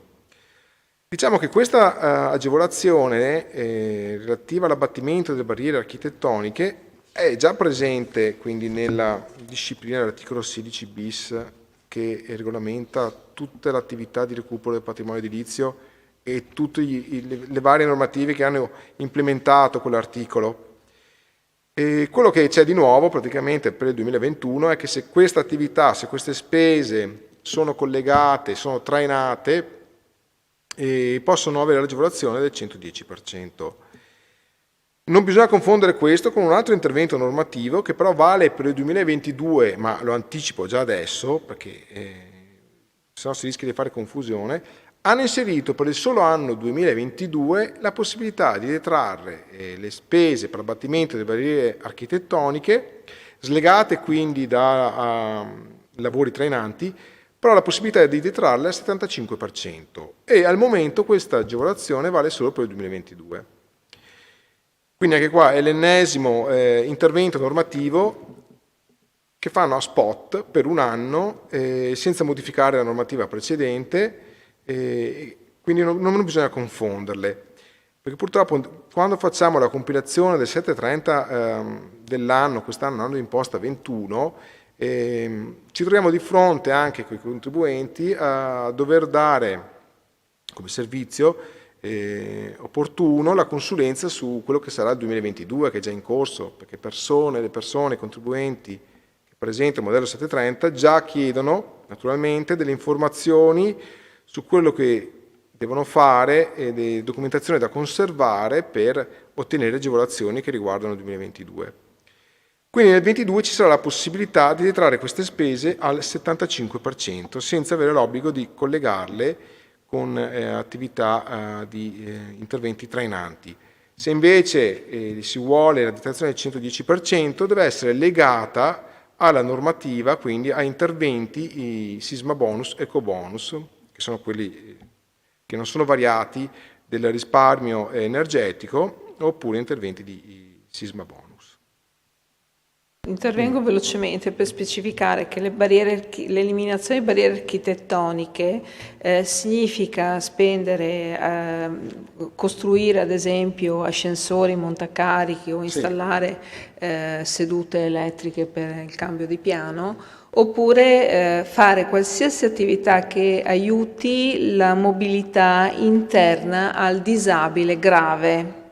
Questa è una precisazione per... Sì, infatti la norma spiega proprio questo, sono realizzazione di ogni strumento attraverso la comunicazione, la robotica o ogni altro mezzo di tecnologia più avanzata che sia adatta a favorire la mobilità interna ed esterna all'abitazione.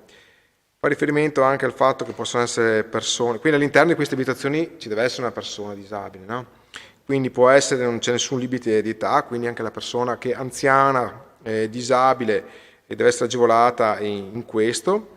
Quindi l'eliminazione delle barriere riguarda anche per esempio la installazione, la creazione di ascensori montacarichi oppure è comunque a favore di portatori di disabilità in situazione di gravità. La situazione di gravità è quella certificata sempre dalla legge 104 del 92. Quindi queste sono un po' le condizioni, il tipo di intervento è comunque legato alla... ci devono essere i lavori trainanti per avere il 110 in questo caso. Le altre due novità invece non riguardano detrazioni di imposta, ma riguardano dei crediti di imposta. E sono due crediti di imposta inseriti nel quadro G, evidentemente, che è stato un po' rivoluzionato solamente nella allocazione dei crediti. Il primo credito di imposta è l'acquisto della prima casa, però effettuato da soggetti con età al di sotto dei 36 anni. L'agevolazione consiste praticamente nell'avere l'esenzione del pagamento dell'imposta di registro qualora l'immobile venga venduto al soggetto privato, no? Perché l'atto di vendita può essere gestito in due modi. Se l'immobile viene venduto da un privato, l'atto è sicuramente soggetto a imposta di registro, evidentemente non potendo il privato applicare l'IVA. E in questo caso l'agevolazione consiste nella esenzione dell'imposta di registro già in sede di atto. Quindi in sede di rogito notarile la persona under 36 non dovrà pagare imposta di registro, imposte ipocatastali. E sempre in presenza di quell'atto notarile, se ci fosse anche la stipula di un finanziamento, il mutuo a sostegno del pagamento, anche lì c'è l'esenzione dell'imposta sostitutiva legata all'importo finanziato. Quindi questo viene gestito direttamente dal notaio in sede di stipula. E diversamente invece se il soggetto acquirente acquista l'immobile da un soggetto che applica l'IVA, dall'impresa costruttrice fondamentalmente, l'IVA che viene pagata nell'atto notarile può essere gestita nel modello 730 e recuperata sotto forma di credito d'imposta. Nel rigo G8 proprio, c'è un rigo specifico. E questo quindi esula da tutta la gestione, non c'entra niente con la gestione del crediti d'imposta per IVA quando abbiamo il classico recupero dell'IVA di vendita dell'abitazione principale è un riacquisto, non è assimilata in nessun modo a quella normativa lì. Questo è un credito d'imposta nuovo che vuole lasciare praticamente indenne chi acquista l'immobile sia dal pagamento dell'imposta di registro direttamente in atto, oppure dal pagamento dell'IVA, però gestendolo nel 730. Questo credito come può essere gestito? O viene gestito nel modello 730, nel senso che va a coprire eventuale IRPEF lorda da versare, quindi va a scalare quella, può essere utilizzato quindi in compensazione diretta all'interno della liquidazione del 730, oppure il credito può essere utilizzato negli atti, se ci dovessero essere atti notarili successivi a questo che genera questo credito, col modello F24. Ovviamente quando presentiamo il modello 730 dobbiamo essere consapevoli che dobbiamo chiedere noi al contribuente se quel credito d'imposta ha avuto già degli utilizzi prima di presentare il 730, no? Perché potrebbe essere, come dicevo, utilizzato nel modello F24 in atti notarili successivi. Ma noi nella modulistica che predisponiamo come CAF inseriamo, e questo verrà inserito quest'anno, le autocertificazioni in cui dichiarano se ha utilizzato o meno in precedenza già il credito. Perché tutta questa parte di utilizzo di crediti sappiamo ormai che è oggetto di controllo automatizzato da parte dell'Agenzia Entrate. Se c'è un modello F24 che gira il sistema della banca dati sicuramente viene intercettato dall'Agenzia Entrate con il codice fiscale e se nel modello 730 indichiamo il 100% senza tener conto degli utilizzi, la sanzione è automatica, arriva in automatico. I vincoli che ha questo riconoscimento di questo credito sono, oltre all'età, che comunque hanno previsto con circolare 12 del 2021, l'Agenzia Entrate ha chiarito che è preclusa, quindi non possono utilizzare questa agevolazione coloro che hanno compiuto i 36 anni nel 2021. Quindi nel 2021 devo essere, che sia prima o dopo l'atto notarile, anche prima ovviamente, ma non devo compiere gli anni nel 2021, i 36 anni.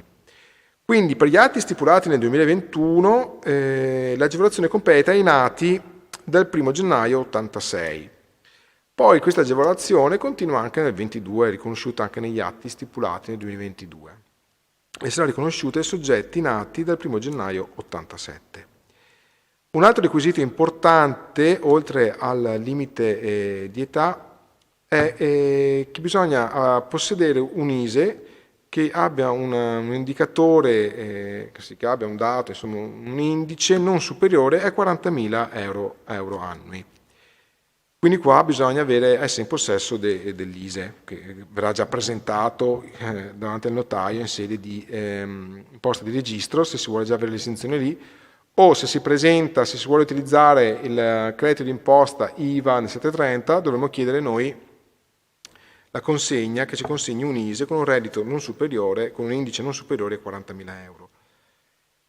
La circolare ha sempre precisato che per gli atti stipulati nel 2021 sarà necessario prendere a riferimento l'ISEE relativo ai redditi e al patrimonio del 2019, mentre l'anno prossimo, quindi per gli atti stipulati nel 2022, sarà necessario quello relativo al 2020. Dimmi. Scusate, intervengo. C'è un quesito sull'abbattimento delle barriere architettoniche. Nel caso di barriere architettoniche trainate nel 110%, mi sembra che in questo caso non sia richiesto che ci sia un disabile o una persona over 65. È così? Sì, è così, non è assolutamente necessario che ci sia questa presenza. Ecco, anche in questo caso qua la presenza del soggetto con disabilità è poco chiara, non è stata ben chiarita dall'Agenzia delle Entrate sul fatto, adesso sto parlando non del 110 ma dell'altra detrazione delle ristrutturazioni. Non è stato chiarito mai se ci debba essere al momento di sostenimento della spesa o se solo la spesa debba avere requisiti per far muovere un disabile. Nel caso comunque del 110 questa richiesta non è necessaria, no? Questa presenza di disabili all'interno della casa non è necessario. Sì, perché la modifica che è intervenuta è sull'articolo 16 bis, no? Che prevedeva già la possibilità di agevolare le spese e volte all'eliminazione delle barriere architettoniche, quindi la normativa esisteva già. E il riferimento dice anche con interventi effettuati in favore di persone di età superiore ai 65 anni. Quindi lì effettivamente la norma non è chiara da quel punto di vista. Però l'intervento era su una norma già esistente che nulla diceva su questo. Comunque il chiarimento era proprio, come diceva la dottoressa Peruzzo, che per il 110 non è necessario che ci sia questa condizione, cioè hanno semplicemente dato la possibilità di aumentare, hanno semplicemente fatto diventare queste spese qui delle spese trainate, oltre a quelle già esistenti hanno messo all'interno anche queste, quindi possono essere trainate da lavori da 110. L'altro credito d'imposta invece che è stato inserito nel quadro G riguarda il bonus acqua potabile, quindi il rigo G15, scusate, al codice 10.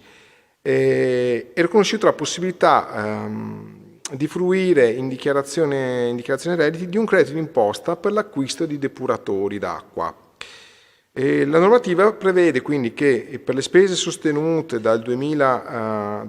nell'anno d'imposta 2021 ed è prorogato è già norma per il 2022 e 2023 per l'acquisto e l'installazione di sistemi di filtraggio, mineralizzazione, raffreddamento e addizione di anidride carbonica 290 per il miglioramento qualitativo delle acque destinate al consumo umano.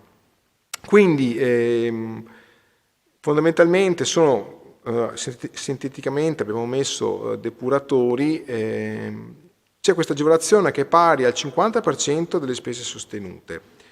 Trova un limite per le persone fisiche private, diciamo, che è il limite di 1.000 euro. a immobile, perché l'altro limite, che è quello dei 5.000, che a noi non interessa qui, riguarda invece le attività commerciali per tutti gli altri soggetti che non siano persone fisiche. Questo credito d'imposta, per essere riconosciuto, però, deve rispettare un adempimento amministrativo fondamentale, che è la presentazione di un'apposita domanda da inviare telematicamente, evidentemente, all'Agenzia delle Entrate mediante la piattaforma, e che ha una scadenza, però, che ha la scadenza per le spese del 2021, e la scadenza è quella del 28 febbraio 2022. Questa scadenza rimane anche per gli anni successivi, cioè per gli interventi realizzati nel 2022 dovrà il contribuente inviare entro fine febbraio del 2023 questa richiesta, all'interno della quale vengono inserite le spese sostenute e dalla quale scaturisce appunto questo credito d'imposta, questo credito. L'Agenzia delle Entrate metterà a disposizione nel cassetto fiscale della persona entro il 31 marzo 2022 proprio l'ammontare del credito spettante. Quindi quando faremo i 730 sarà necessario recuperare questa documentazione. Evidentemente, se trovo il cassetto fiscale con dentro il credito esistente, va da sé che ha inviato la dichiarazione correttamente entro i termini. Lo inseriremo nella lista dei documenti, secondo me, che dobbiamo ancora finire di predisporre, ma basterà, secondo me, anche allegare la stampa del cassetto fiscale dal quale risulti il credito. Il credito d'imposta è utilizzabile nella dichiarazione dei redditi relativa al periodo di sostenimento della spesa e in quella degli anni successivi, qualora non trovasse capienza, quindi trova, come anche quello per gli under 16, sono crediti d'imposta che possono essere portati in avanti qualora non venga esaurito l'utilizzo nel corso dell'anno. Sì, nel 2022 e anche nel 2023 è già stato a norma, quindi però bisogna ricordarsi sempre di inviare entro la fine del febbraio dell'anno successivo questa comunicazione, perché se non viene fatto nella scadenza della fine febbraio si perde, è un requisito fondamentale per la detrazione. Nella slide avevamo inserito una piccola notazione sul credito d'imposta bonus vacanze, giusto perché la normativa aveva dato la possibilità, bonus vacanze gestito quasi tutto secondo me nel 2020, ma la possibilità di utilizzare ancora questo credito di 100 euro, di spenderlo insomma nel 2021. Ricordiamoci, ripassando un attimo la norma, che il bonus vacanze per l'80% viene gestito già dalla struttura che ci fornisce, no, dove si va a spendere questo buono. Il restante 20% invece viene gestito nel modello 730. Potrebbe essere gestito qua e quindi possiamo trovare ancora questa quota relativa al 21. E per quanto riguarda le novità dal punto di vista normativo e di esposizione del modello 730, c'era un'altra novità che riguarda le colonnine, cioè l'acquisto e l'installazione di strutture di ricarica per i veicoli alimentate ad energia elettrica. Un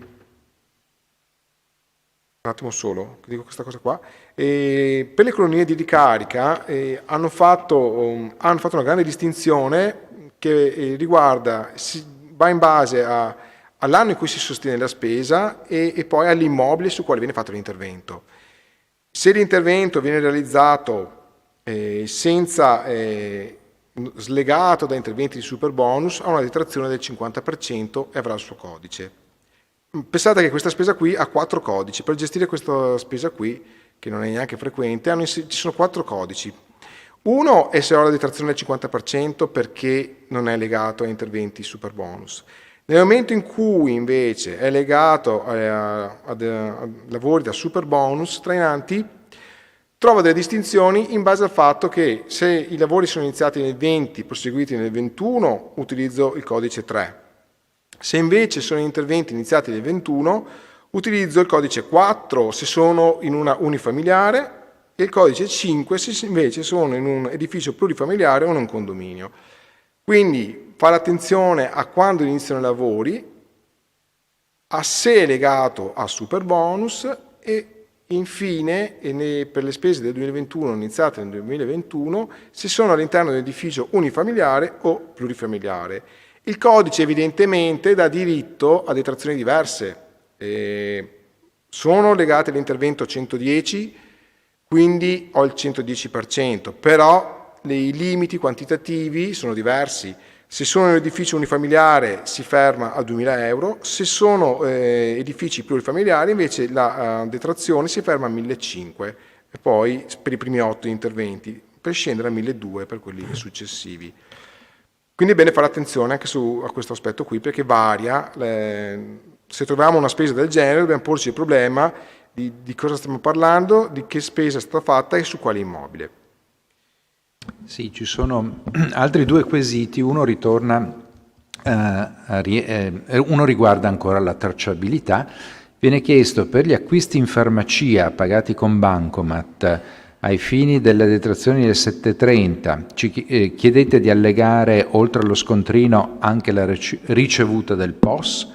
Ma allora evidentemente se sono farmaci e quindi se c'è la detraibilità per l'acquisto di farmaci non serve, perché come si diceva sono i pochi casi in cui il pagamento può essere fatto ancora in contanti, cioè non è richiesta la tracciabilità, quindi in questo caso basta lo scontrino rilasciato alla farmacia, mentre invece se è i farmaci e i dispositivi medici. L'altro quesito, invece, è un quesito un po' particolare, e cioè viene chiesto se per errore è stato indicato nella CU il codice fiscale della ex moglie e non dell'ex coniuge e non quello del coniuge attuale. In fase di dichiarazione dei redditi si può correggere l'errore. Il mancato aggiornamento del codice fiscale nella CU implica problematiche in fase di dichiarazione delle spese di ristrutturazione che sono state sostenute a metà tra il dipendente e il nuovo coniuge. Allora, le correzioni della CU possono essere fatte solo dal datore di lavoro in CU, quindi è un onere del dipendente sia aggiornare l'anagrafica al proprio datore di lavoro, sia eventualmente chiedere la correzione del codice fiscale del coniuge quando la CU è già stata emessa. Per quanto riguarda il 730, in realtà non c'è nessun problema, nel senso che in quel caso il contribuente indicherà al CAF il codice corretto del nuovo coniuge, del coniuge attuale, e quindi verrà indicato questo, e ovviamente stessa cosa dicasi per i documenti necessari per riconoscere la detrazione pagata parzialmente dal dipendente e dal nuovo coniuge. Ovviamente questi documenti devono arrecare il codice fiscale corretto del coniuge attuale e non del precedente. C'è un altro quesito riferito al bonus vacanze. Dice: bonus vacanze, se ne ha diritto ancora nei 730 del 2022 solo se non se ne è usufruito in parte nel 730 del 2021? Cioè c'è un effetto trascinamento sostanzialmente. Quindi,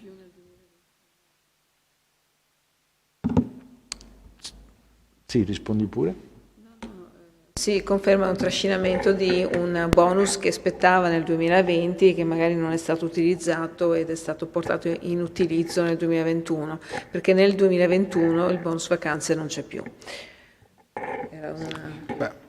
C'è la possibilità di utilizzarlo nel 2021? Di utilizzare quello che si era generato nel 2020, che risultava dall'Agenzia delle Entrate e dal cassetto fiscale. Sì, qui si parla di 730 2022, giustamente, perché è riferito comunque al reddito 2021. Allora, andando avanti velocemente sulle ultime novità non ce ne sono, vi stavo dicendo.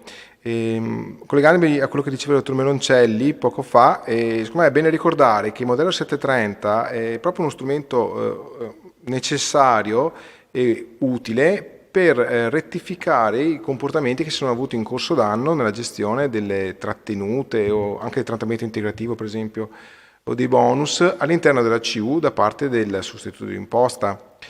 Quindi il modello 730 può essere una facoltà nel momento in cui non devo rettificare ma devo solamente recuperare degli oneri, quindi è una facoltà del contribuente, ma diventa necessario e obbligatorio nel momento in cui proprio devo correggere dei comportamenti gestiti all'interno della CU durante l'anno, ed è utile per quello anche.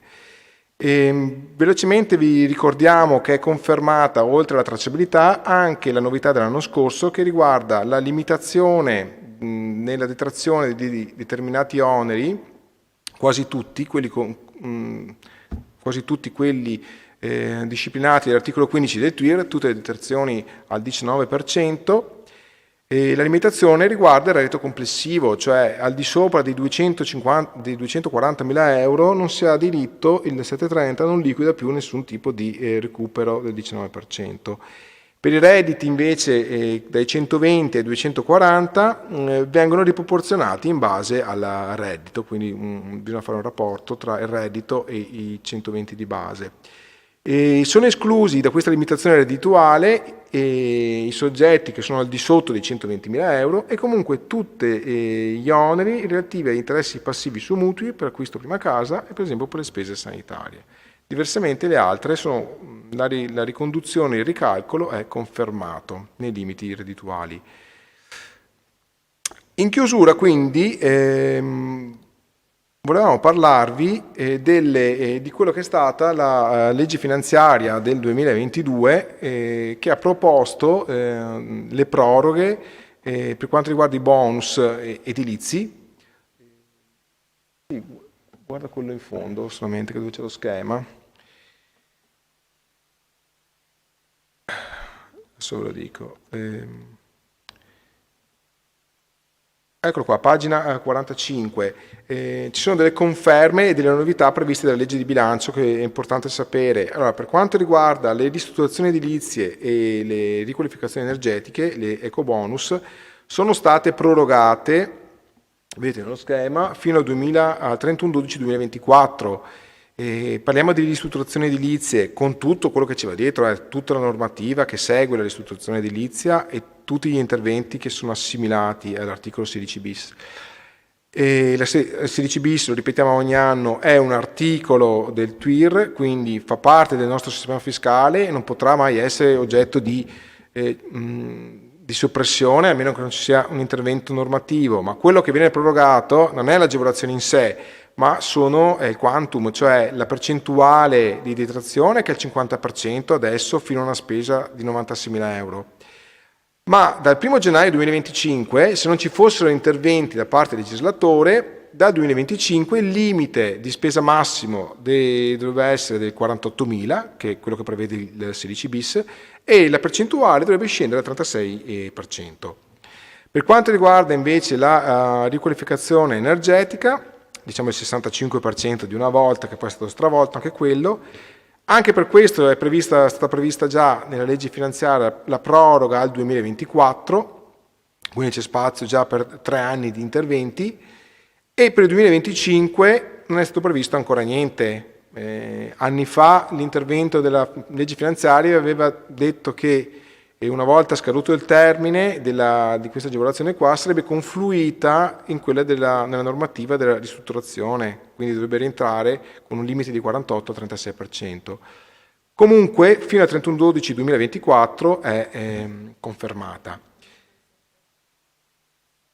Certo, originariamente era 65, diciamo, per ricordarcela come era nata, ma adesso che hanno stravolto un po', che hanno mescolato le due normative, all'interno del risparmio energetico ci sono agevolazioni tipo gli infissi che sono al 50% per esempio, anche se vengono o schermature solari, anche se vengono allocate nel quadro che originariamente era del 65. I mobili, l'agevolazione per acquisto di mobili elettrodomestici è prorogata fino al 2024 anche questa. Vi abbiamo indicato i limiti di spesa. Nel 22 si ritornerà a un 10.000 euro solamente quindi per il 21 c'era stato questo exploit a 16.000, mentre successivamente nel 23 e nel 24 scenderanno a 5.000 euro di limite. Il bonus verde, di cui oggi non abbiamo detto niente, vabbè, ma è confermato nella stessa nella sostanza di quello dell'anno precedente ed è prorogato 2024. Nulla dice per il 2025, ma insomma ci sono, fanno in tempo sicuramente a prorogarlo. Altri bonus invece che ci interessano sono bonus facciate, che però dal 22 scende dal 90% al 60%.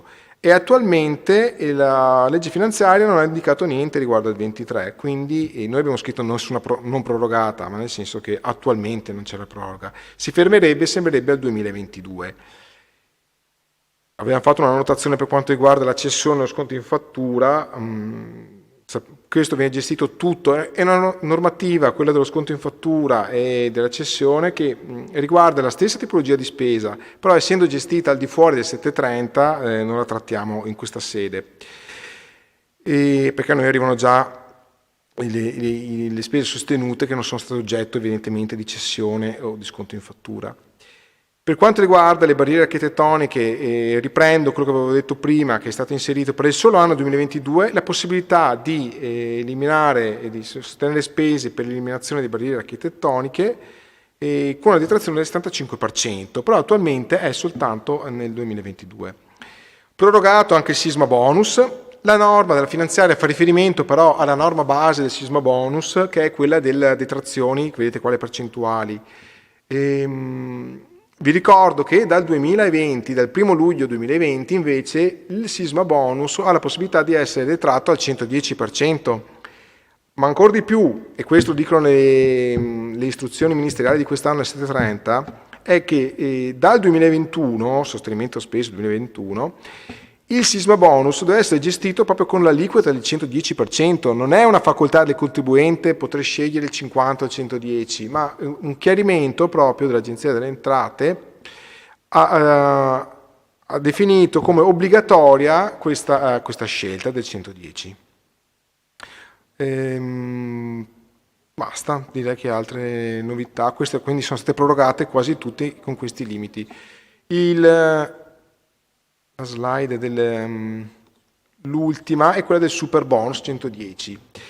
Qua le proroghe sono state, cioè la normativa è un po' frastagliata, prevede delle proroghe al 31/12/2022, però in presenza del rispetto di determinati requisiti, cioè sostenimento di almeno il 30% dell'intervento complessivo. Poi, oppure fino al 31/12/2023 in altre circostanze. Dal 1 gennaio 2024 l'aliquota della detrazione scenderà al 70% e nel 2025 è al 65%. La detrazione verrà ripartita non più con le rate attuali, ma in 4 rate, sì, non le 5 rate attuali, ma in 4 quote annuali, per le spese che saranno sostenute a partire dal 2022. L'ultimo anno di imposta, quindi agevolabile, sembrerebbe il 2025, perché dal 2026 non è prevista attualmente alcuna proroga, ma direi che è presto per arrivare al 2026. Ecco, queste sono le novità importanti. Sullo sconto in fattura non so se vogliamo parlarne, pagina 42. Parliamo anche dello sconto in fattura o cessione del credito, anche se non è una cosa che viene gestita appunto nel modello 730, però possono essere, allora hanno dato la possibilità ancora di cedere e di fare lo sconto in fattura o cedere i crediti per tutte le fattispecie che erano già presenti, sia quelle ordinarie, no, detrazioni ordinarie, quindi ristrutturazioni edilizie, oppure bonus facciate, oppure le sisma bonus e support bonus 110 che possono essere ceduti.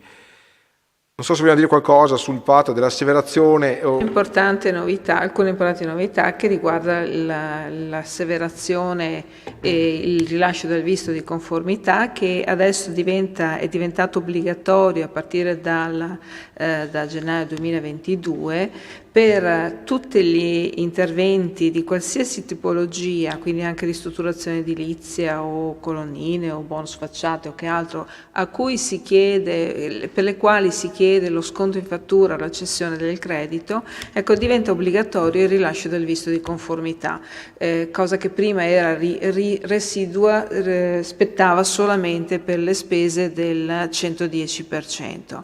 E in questo caso qua diventa obbligatoria la comunicazione dell'opzione per la cessione o per lo sconto con il visto di conformità rilasciato da un professionista, e ricordo che il CAF effettua questo servizio di rilascio del visto di conformità delle spese quando c'è la cessione appunto o lo sconto in fattura, e con un unico esonero che riguarda solo le spese, gli interventi cosiddetti di edilizia libera, cioè quelli che non richiedono nessuna comunicazione abilitativa in comune, e per quelle spese che hanno un importo non superiore a 10.000 euro. È un limite bassissimo, 10.000 euro. Quindi alle volte anche solo il cambio caldaia richiede l'attestazione, il visto di conformità e l'attestazione sulla congruità delle spese. L'attestazione sulla congruità delle spese viene rilasciata dal tecnico o dal termotecnico, insomma da colui, dal geometra, dall'architetto che ha seguito la pratica, e in pratica in cui il tecnico dichiara la congruità delle spese rispetto a determinati preziari, il DEI o regionali o locali. Attenzione, perché appunto senza questo visto e senza questa congruità delle spese il credito non può essere scontato, la spesa non può essere scontata o ceduta a un istituto bancario o altri soggetti. Ultima novità, sempre che interessa però le spese, l'eccezione su bonus facciate magari. Sì, ecco, l'unica eccezione, il bonus facciate comunque richiede sempre il 110, come 110, esatto, richiede sempre il visto e l'attestazione sulla congruità delle spese indipendentemente dall'importo della spesa. E l'altra novità è la polizza assicurativa del perito, che a partire dal 25 febbraio, quindi una norma recentissima, l'Agenzia delle Entrate richiede che sia specifica per l'adempimento. Allora noi abbiamo già verificato, le polizze vengono rilasciate dalle assicurazioni sulla base appunto delle spese sostenute in caso di asseverazione del tecnico. Ecco, queste sono le uniche. Bene, sull'eco bonus ci sono dei quesiti. Allora, il primo quesito è: i costi per interventi trainati possono essere sostenuti successivamente a quando si è dato inizio ai lavori dei trainanti o solo dopo che i lavori trainanti sono stati pagati? In quale misura devono essere stati sostenuti o iniziati? Allora, sicuramente devono essere sostenuti dopo che si è dato inizio al lavoro trainante, questo lo prevede la norma e lo indicano anche le circolari. Non è necessario che vengano pagati. Esatto. E quindi diciamo che il termine. Si guarda la data di inizio lavori. Il termine da tener presente è la data di inizio lavori del trainante, per quanto riguarda l'agevolazione sul trainato. Poi c'è un altro quesito, dice: in caso di cessione del credito o sconto in fattura, spetta il bonus mobili? Sì, è una bella notizia. Spetta il bonus mobili ed è una bella notizia. Anche se non c'è nel 730 la spesa del 110. Ecco, questa cosa qua però, o della spesa di ristrutturazione edilizia, ecco, questa però implica che comunque il CAF deve ricevere i documenti di spesa della ristrutturazione anche se sono stati oggetto di cessione o di sconto, per dimostrare appunto che i mobili sono stati acquistati successivamente alla data di inizio lavori dell'inizio dei lavori. Sì, poi c'è l'ulteriore quesito e l'acquisto di mobili ed elettrodomestici per usufruire del bonus mobili deve essere legato a una ristrutturazione edilizia? Sicuramente sì. La ristrutturazione edilizia deve essere iniziata peraltro a partire dal 1 gennaio. Sì, peraltro ci sono alcune spese che non danno diritto al bonus mobili, come ad esempio quelle per gli impianti di allarme, per la prevenzione degli atti illeciti o per eventuali spese per messa in sicurezza. Adesso queste sono spese che non danno diritto al bonus mobili. Sì, devono esserci effettivamente lavori edilizi in senso stretto. Esatto. E ovviamente le due cose devono essere collegate, devono essere iniziati i primi lavori edilizi per consentire l'acquisto del agevolato dei mobili. Ecco una cosa che magari può essere utile perché non sempre è molto chiara questa, ma l'anno scorso la circolare dell'agenzia l'ha precisato bene, è che il bonus mobili spetta per ogni tipo di lavoro, quindi nel momento in cui io faccio una comunicazione, un'abilitazione amministrativa e inizio un lavoro, su quell'immobile avrò diritto al bonus mobili che attualmente è di 10.000 euro. Se in anni successivi riapro un'altra ristrutturazione edilizia, sempre su quello stesso immobile, avrò diritto ad un ulteriore limite di 10.000 euro. Ecco, questo è stato chiarito in pratica. Si guarda la concessione del lavoro, la concessione edilizia, non si guarda l'immobile e basta, no? Esatto, inizialmente si guardava solo all'immobile, quindi terminato il limite 10.000 non si poteva più fare nulla. Adesso invece è stato chiarito che è collegato alla concessione, all'abilitazione amministrativa. E un'altra cosa da tenere presente sono i pagamenti, nel senso che l'importante per fruire della detrazione sul bonus mobili è, come abbiamo detto, che siano partiti prima e quindi ci sia un inizio lavori antecedente all'acquisto del mobile.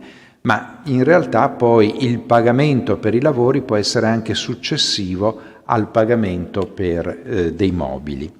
C'è un ultimo quesito, volevo chiedere se il limite delle detrazioni usufruibili sono sempre, volevo chiedere se il limite delle detrazioni usufruibili sono sempre quelle dell'imposta lorda subita. I crediti imposta aspettano indipendentemente dall'IRPEF subita? C'è il limite? Credito d'imposta sì. C'è il limite per il credito d'imposta. Però qua parla di, scusami, limite delle detrazioni usufruibili, cioè detrazioni no, sono sempre soggette al limite massimo dell'IRPEF, delle ritenute subite. Cioè la detrazione non può eccedere l'imposta dovuta. Quindi, mentre i crediti d'imposta invece possono essere rimborsati o riportati all'anno successivo. Se non c'è capienza vengono riportati successivamente. Sì, ma la domanda era riferita alle detrazioni. Ultimo quesito, che credo si ricolleghi a un precedente. Quindi non c'è condizione che siano stati fatti lavori trainati al 30 o 60%? No, il termine del SAL, l'importo, il 30% del SAL richiesto per la cessione o lo sconto, deve tener conto di tutti i lavori eseguiti, di tutti i lavori che verranno eseguiti, sia trainanti che trainati, se questa è la domanda che chiedeva. Sì, può essere. Per questo è fondamentale la progettazione iniziale e che poi deve essere rispettata, cioè non possiamo aggiungere ulteriori spese trainate in corso d'opera, ecco, perché si rischia. Bene, allora io ringrazio ovviamente i partecipanti che hanno anche animato con questi quesiti, non è possibile fare un dibattito, però insomma ci sentiamo un po' più vivi. Sì, abbiamo cercato in ogni caso di dare risposte ai quesiti che sono pervenuti e che comunque sono stati numerosi. Chiaramente ringraziamo i nostri relatori, la dottoressa Peruzzo e il dottor Capasso. Grazie a voi. E ricordo anche ai professionisti, a quanti utilizzano il programma di CAF, che per loro ci saranno poi dedicate Esatto, adesso delle partiranno formazioni specifiche. nuovi momenti di formazione, di approfondimento sui singoli quadri, sulle spese, su tutto quello che riguarda il 730. Saranno all'incirca sicuramente una trentina di ore di formazione dedicata a chi vuole approfondire determinate specifiche lezioni, è accolto da CAF interregionale anche al di là dei professionisti, però se ne consiglia ovviamente la partecipazione a tutti coloro che sono impegnati nell'assistenza fiscale di CAF interregionale. E che quindi utilizzano il programma che Esatto. CAF interregionale mette a disposizione per la compilazione di Che 730. è già a disposizione, è già possibile inserire le deleghe, è già possibile iniziare a utilizzare il programma, ovviamente con dei certi limiti perché si sta aggiornando man mano che sta proseguendo, insomma l'aggiornamento è continuo. Bene, ricordo ancora per l'ultima volta che se ci fossero ancora quesiti è possibile formularli attraverso questa mail, questo indirizzo mail, assistenza@cafinterregionale.it. Grazie ancora per l'attenzione, buona giornata a tutti e al prossimo anno. Buona Buongiorno. giornata, arrivederci.